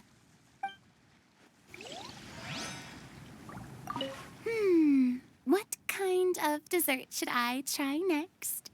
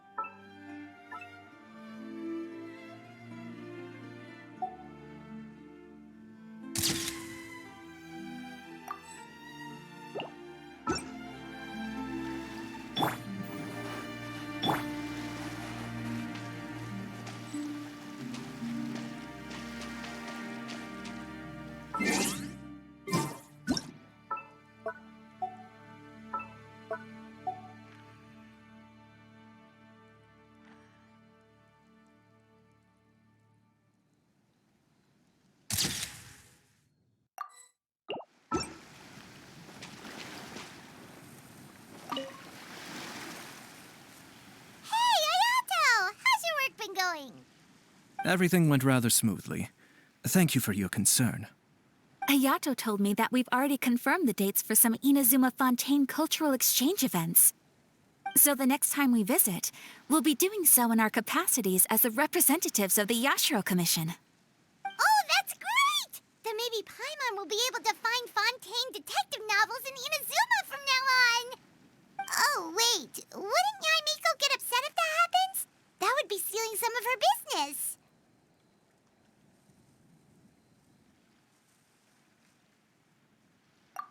You've got a point.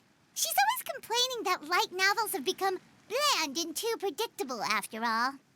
The cultural exchange won't only feature literatures of both nations, of course. We have also made plans for cross-cultural engagements in the fields of gourmet cuisine, toy-making, and artisan craftsmanship. Whoa! Paimon's getting super excited now! When the time comes, be sure to visit and participate in all the events.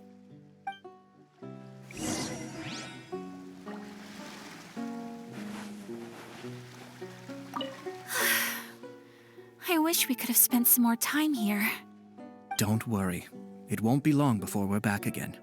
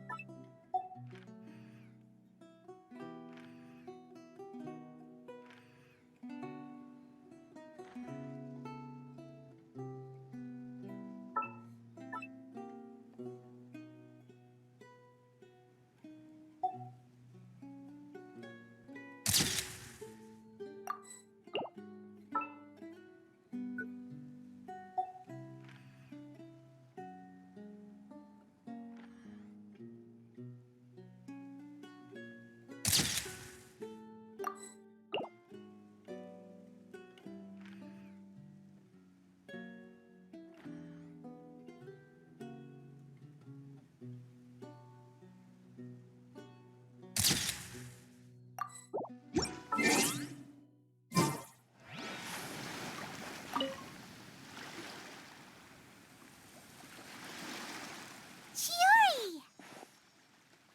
Hey, you two. Are you not really into these kinds of big social occasions? Not particularly. But this is still better than Fontaine Fashion Week.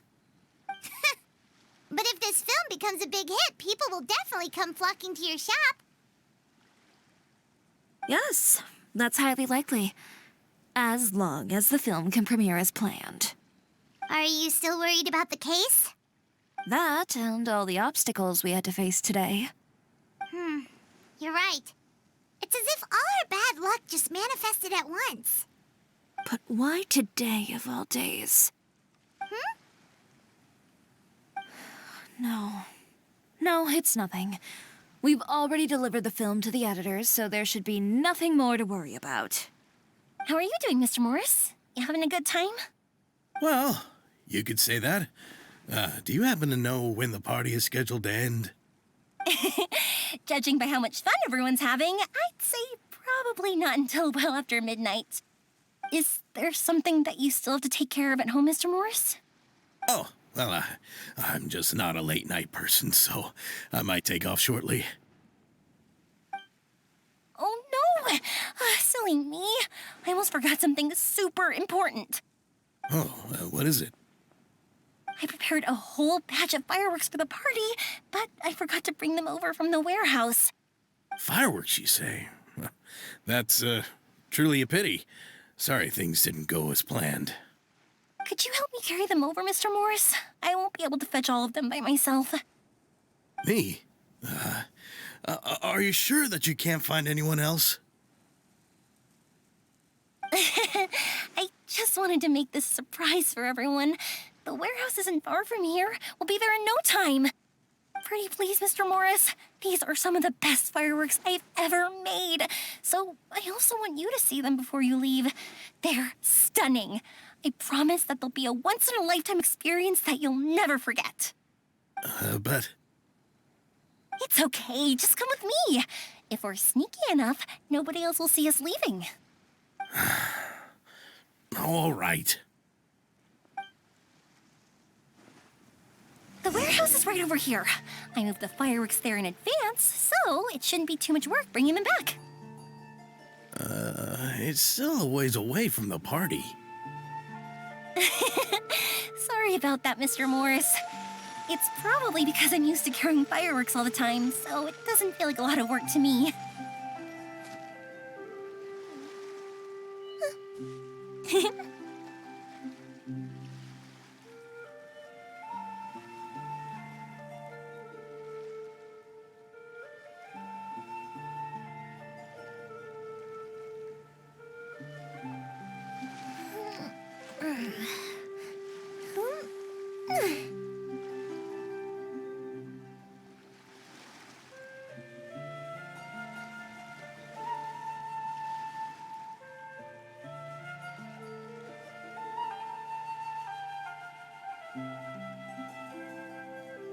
If we've got nothing else to do, why don't I tell you a story?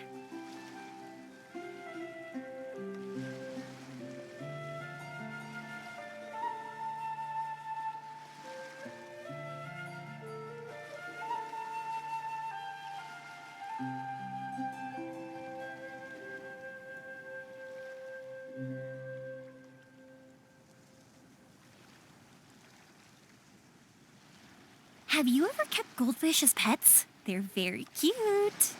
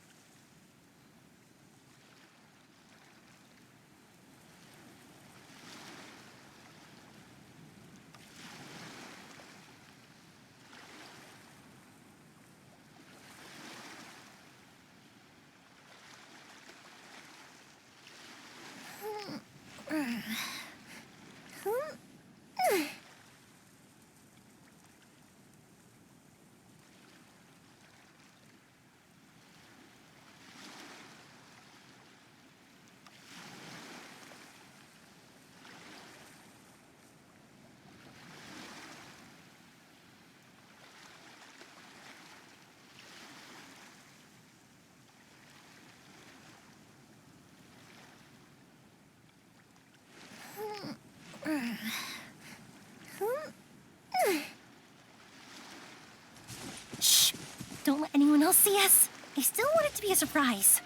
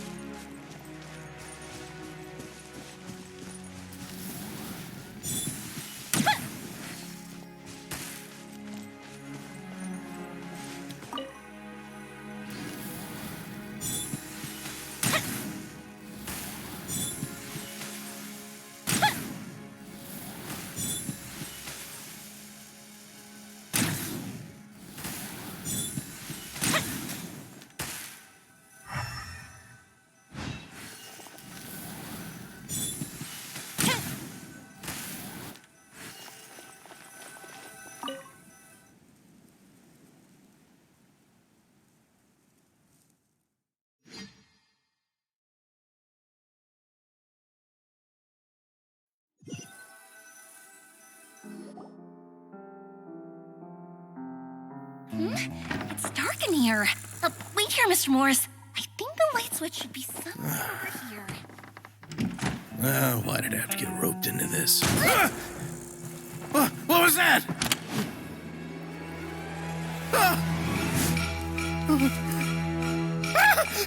Who's there? Get me out! Get me out of here! Did you really think you'd get away, Morris?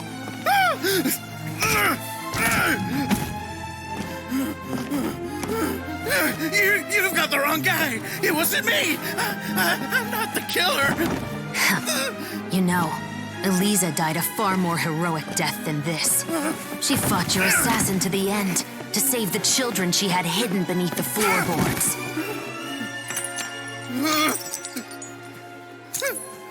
That is Eliza's pendant. The one with a photo of you two inside. The one you gave her. Ring any bells? It's a fake! It has to be! There's no way! No way your assassin didn't destroy it, you mean?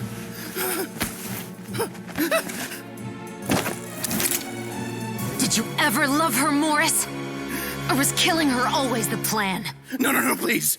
Listen to me. I told Eliza to keep us a secret. I paid her plenty for her silence. I never thought she'd keep the child. Everything was gonna come out, and I had no choice. She'd force my hand. No! I'm begging you. I have money. Just name your price, please. You can keep your Mora, and you can go to hell.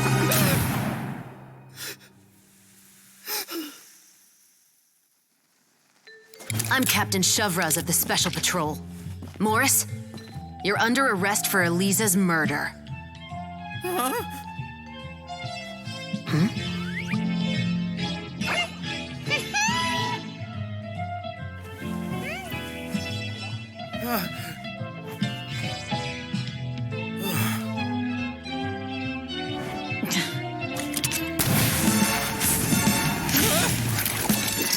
You're under arrest too, prop manager Veronique.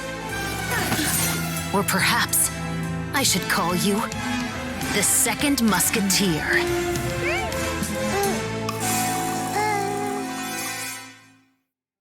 Wait, what's going on?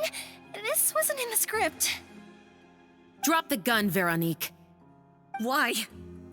Why would you keep me from exacting revenge on this heartless monster? Drop your weapon. This is my final warning.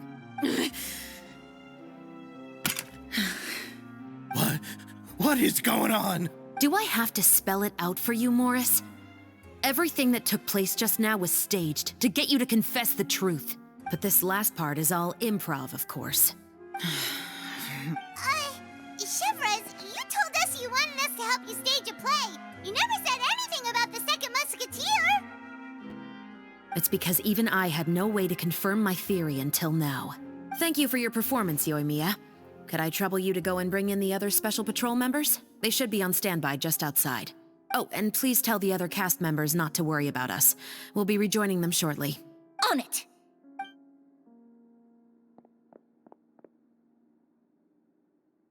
So what do you think, Morris?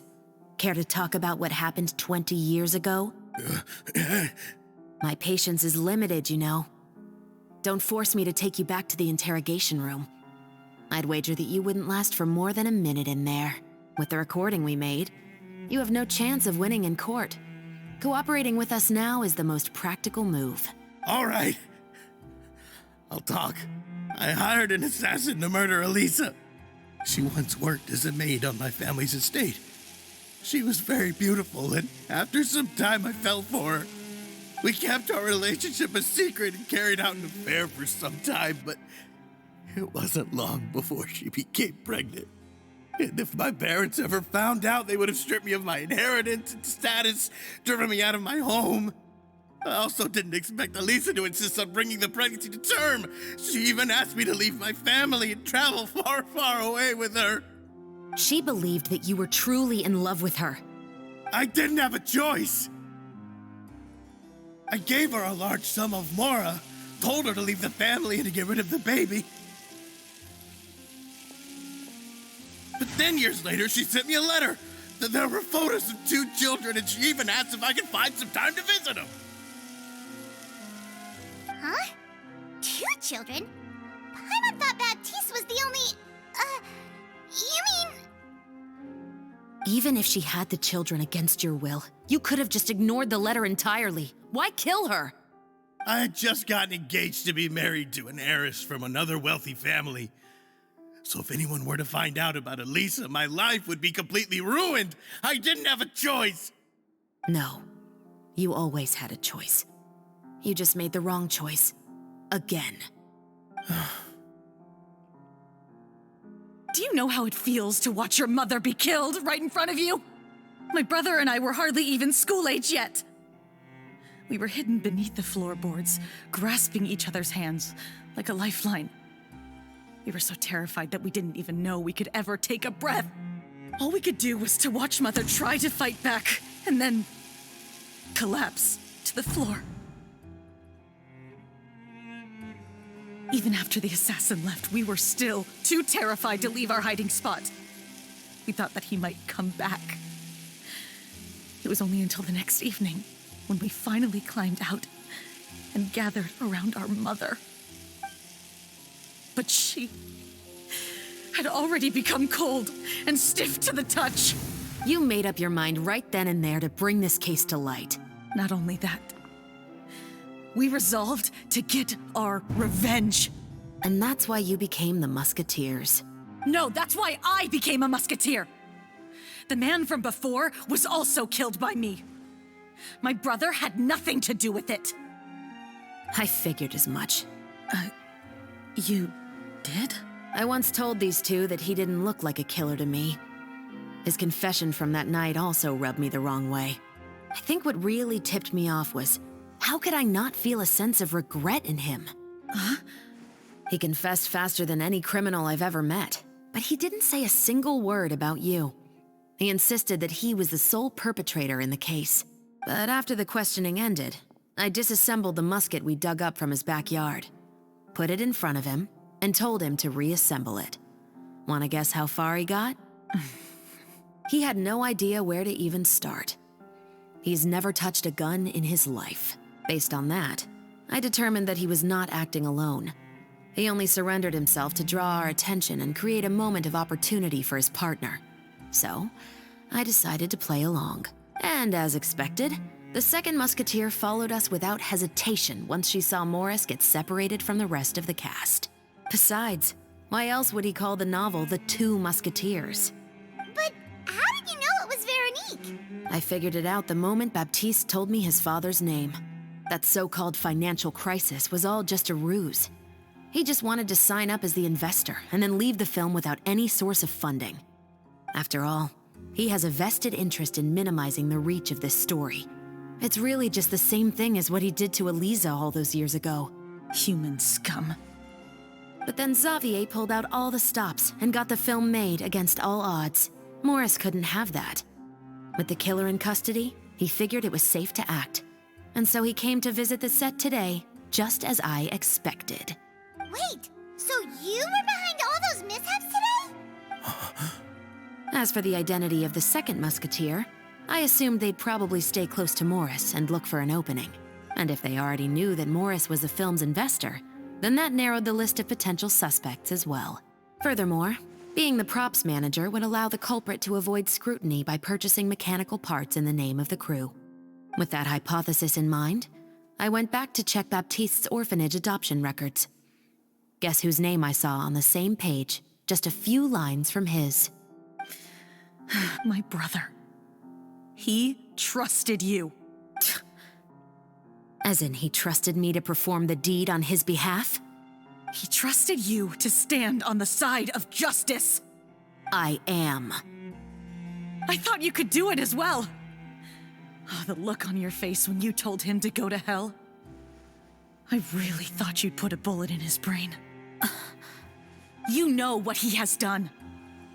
Are you telling me that you'd rather see him spend the rest of his life living like a king in the fortress of Meripede? I will never be able to forget the feeling of my mother's cold, lifeless hands. And you would call this ending fair? Is this what you call justice?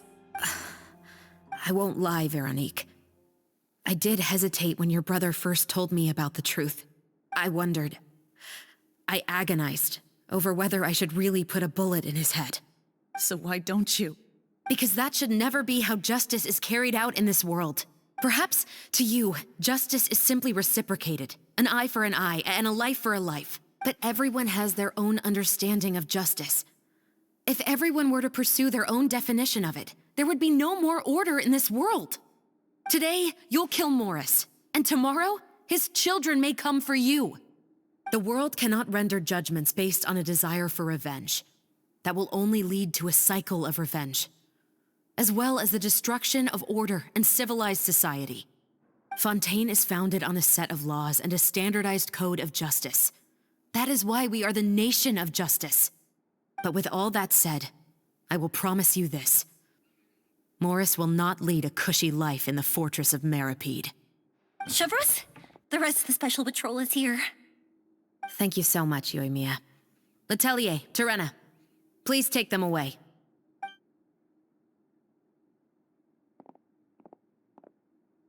I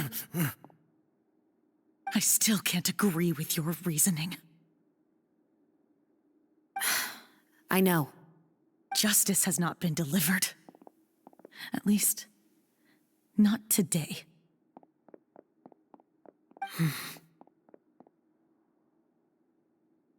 Chevros. Let's go. We should give an explanation to the crew.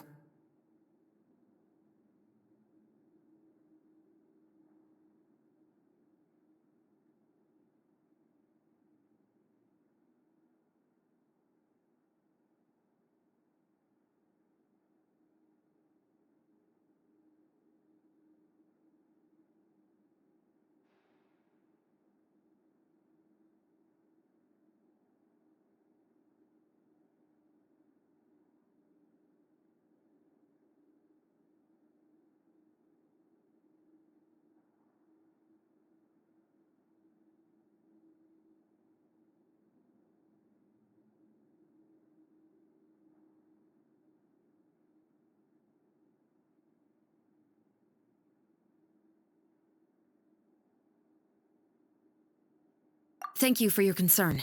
I'm fine. I'm just thinking about the things in life that have driven people to take justice into their own hands.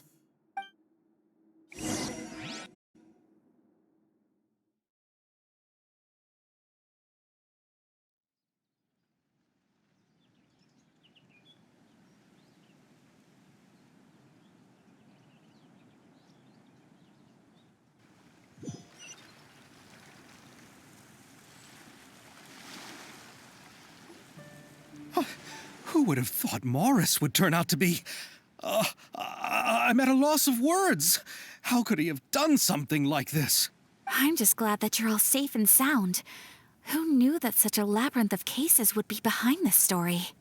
Well, what should we do now? We have a finished film, of course, but should we still go ahead with the premiere? What do you mean? Shouldn't you be even more motivated to spread the word now that you've learned the truth? Chiori is right. I'd also like more people to see this story for themselves. But the real ending of the story seems to have deviated somewhat from the one in the script. Is that still acceptable to you, Miss Chevros? The call is yours. We still have time to reshoot an ending if that's what you'd like. No, it's fine as is. I like what we have for the catharsis. Romanticism is what gives works of art their appeal. Fiction is able to explore means of restitution that could never work in real life. Just like the real world, the world of stories also has its own set of rules and justice. These different possibilities are what initially drew me to reading in the first place. Sounds good to me. I support your decision. What about Veronique? Will she be okay? She will soon face her judgment alongside her brother and Morris. If I had to guess, they'll probably all be sent to the fortress of Meripede. I'll make sure to give Risley a heads up about it. Oh, you mean that kind of heads up? Exactly.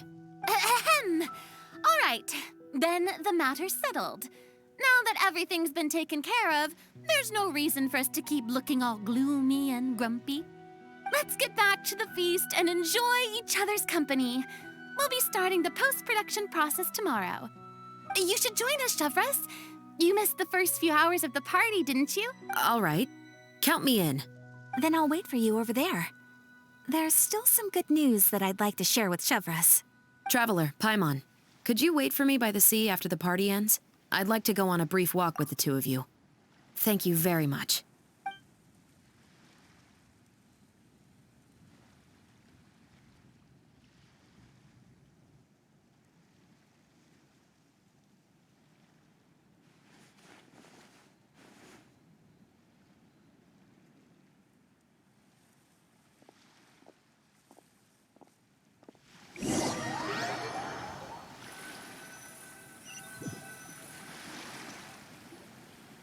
Sorry for the wait.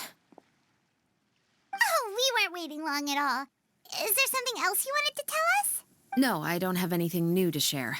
I just felt that since you were my investigation partners, I should have another conversation with the two of you. Traveler, how would you have responded to Baptiste's request if you were in my shoes? Is that so? Well, thanks for sharing. When I was young, my father often took me here to swim. We'd come rain or shine, even when it was freezing cold. He told me that swimming was the best activity to train one's strength of will. You could never give up before reaching the shore, especially when the water was cold. Oh? Why's that? Because the moment you give up would be the moment you die. At that point, I still hadn't received my vision. One winter, the chilly wind felt almost like knives on my skin, and the seawater was so frigid that it numbed my toes the moment I stepped in. I cried and begged my father to spare me from having to swim across, but he wouldn't listen. He used to be a member of the Special Patrol as well. You could say it was his way of educating his children. That sounds awful. When he saw that I wouldn't stop crying, he just picked me up and tossed me into the icy water. The bone-chilling cold took away my senses. I couldn't feel anything but fear and rage. I waited for my father to save me, but one look and I knew he'd already started swimming for the opposite shore. I realized that if I were to give up, I really would die right then and there. I used all of my strength to try and catch up to my father.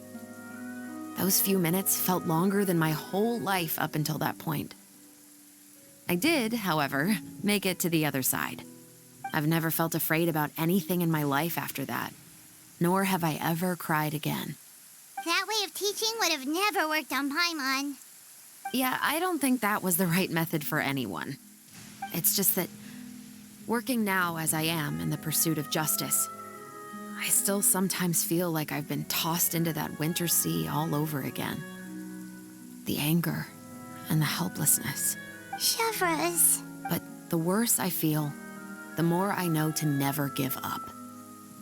The alternative would be to forever lose myself among the waves. Anyway, how about a race? Neither of us will drown, but we can still see who swims faster. You guys go ahead. Paimon will grab the clapperboard to mark the start of the race.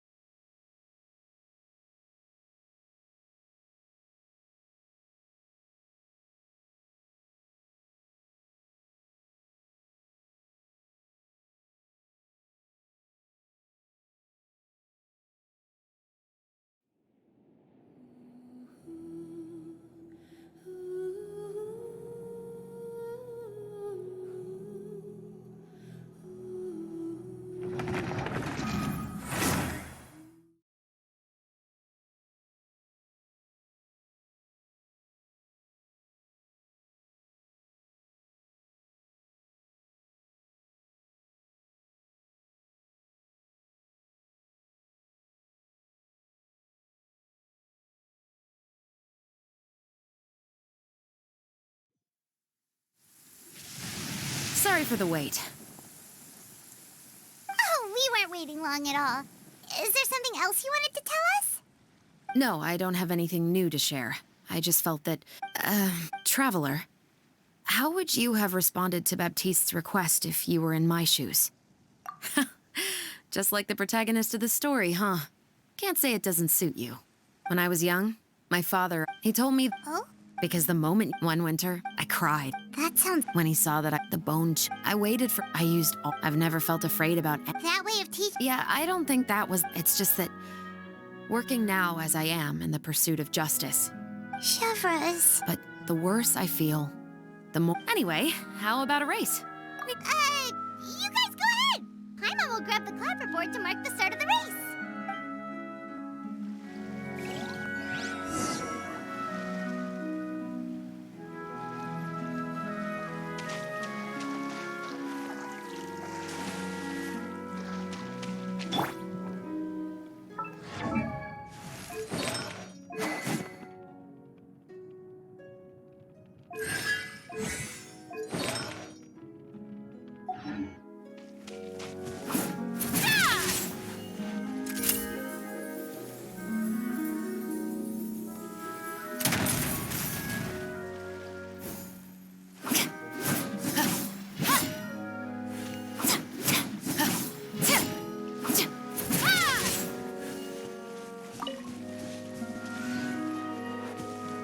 weapons!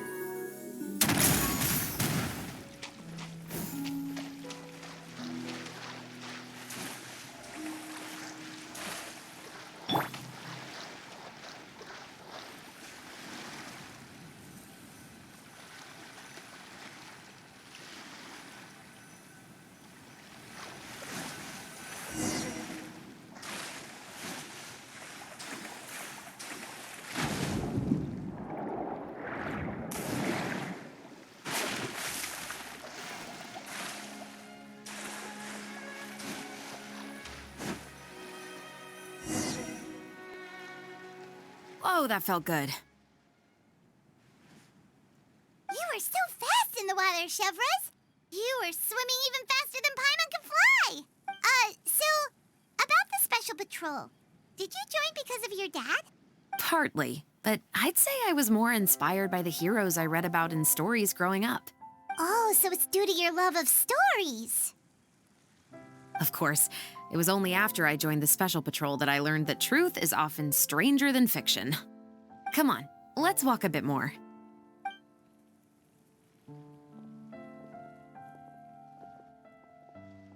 To be honest, I do sometimes question whether the decisions I make are the right ones. But I know that no matter what, I must keep swimming. Because the only thing I've got my eyes on is the shore in the distance.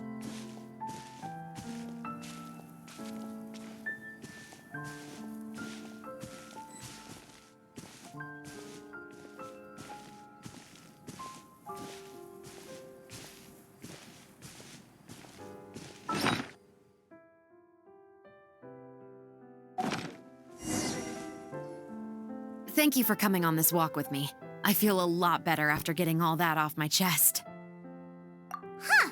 We're nearly back at Baptiste's house. Huh, you're right. I didn't realize we were so close. He really did plant a lot of flowers. It's just like how he described it in the story. Huh? Wait. Paimon, Traveler, look! The rainbow roses in the garden. They're in full bloom now.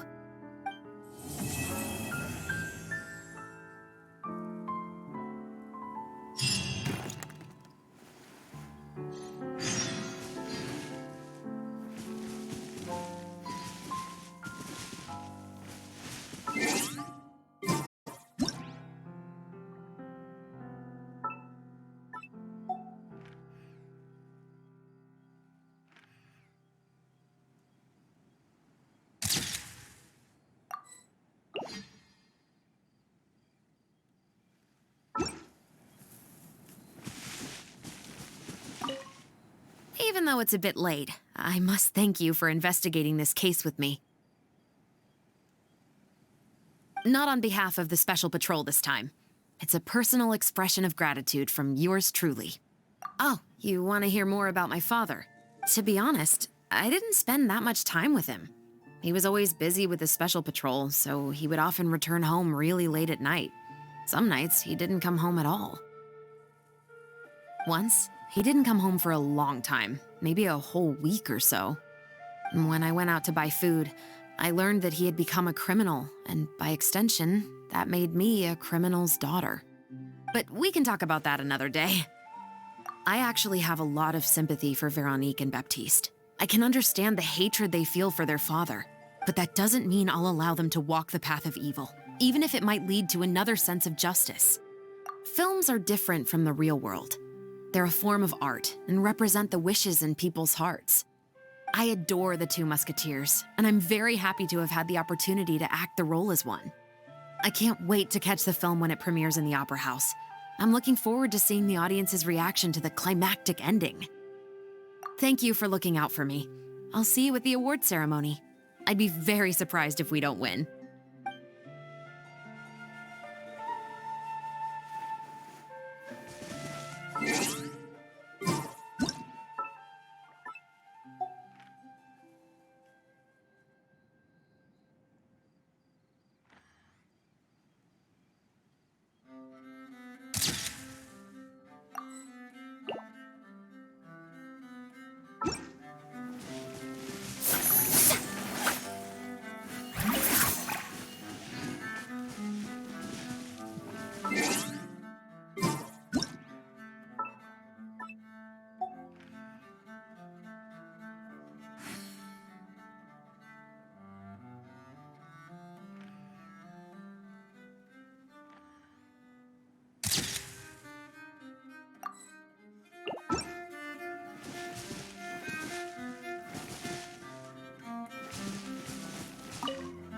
Even though it's a bit late, not on behalf of the Special Patrol this time.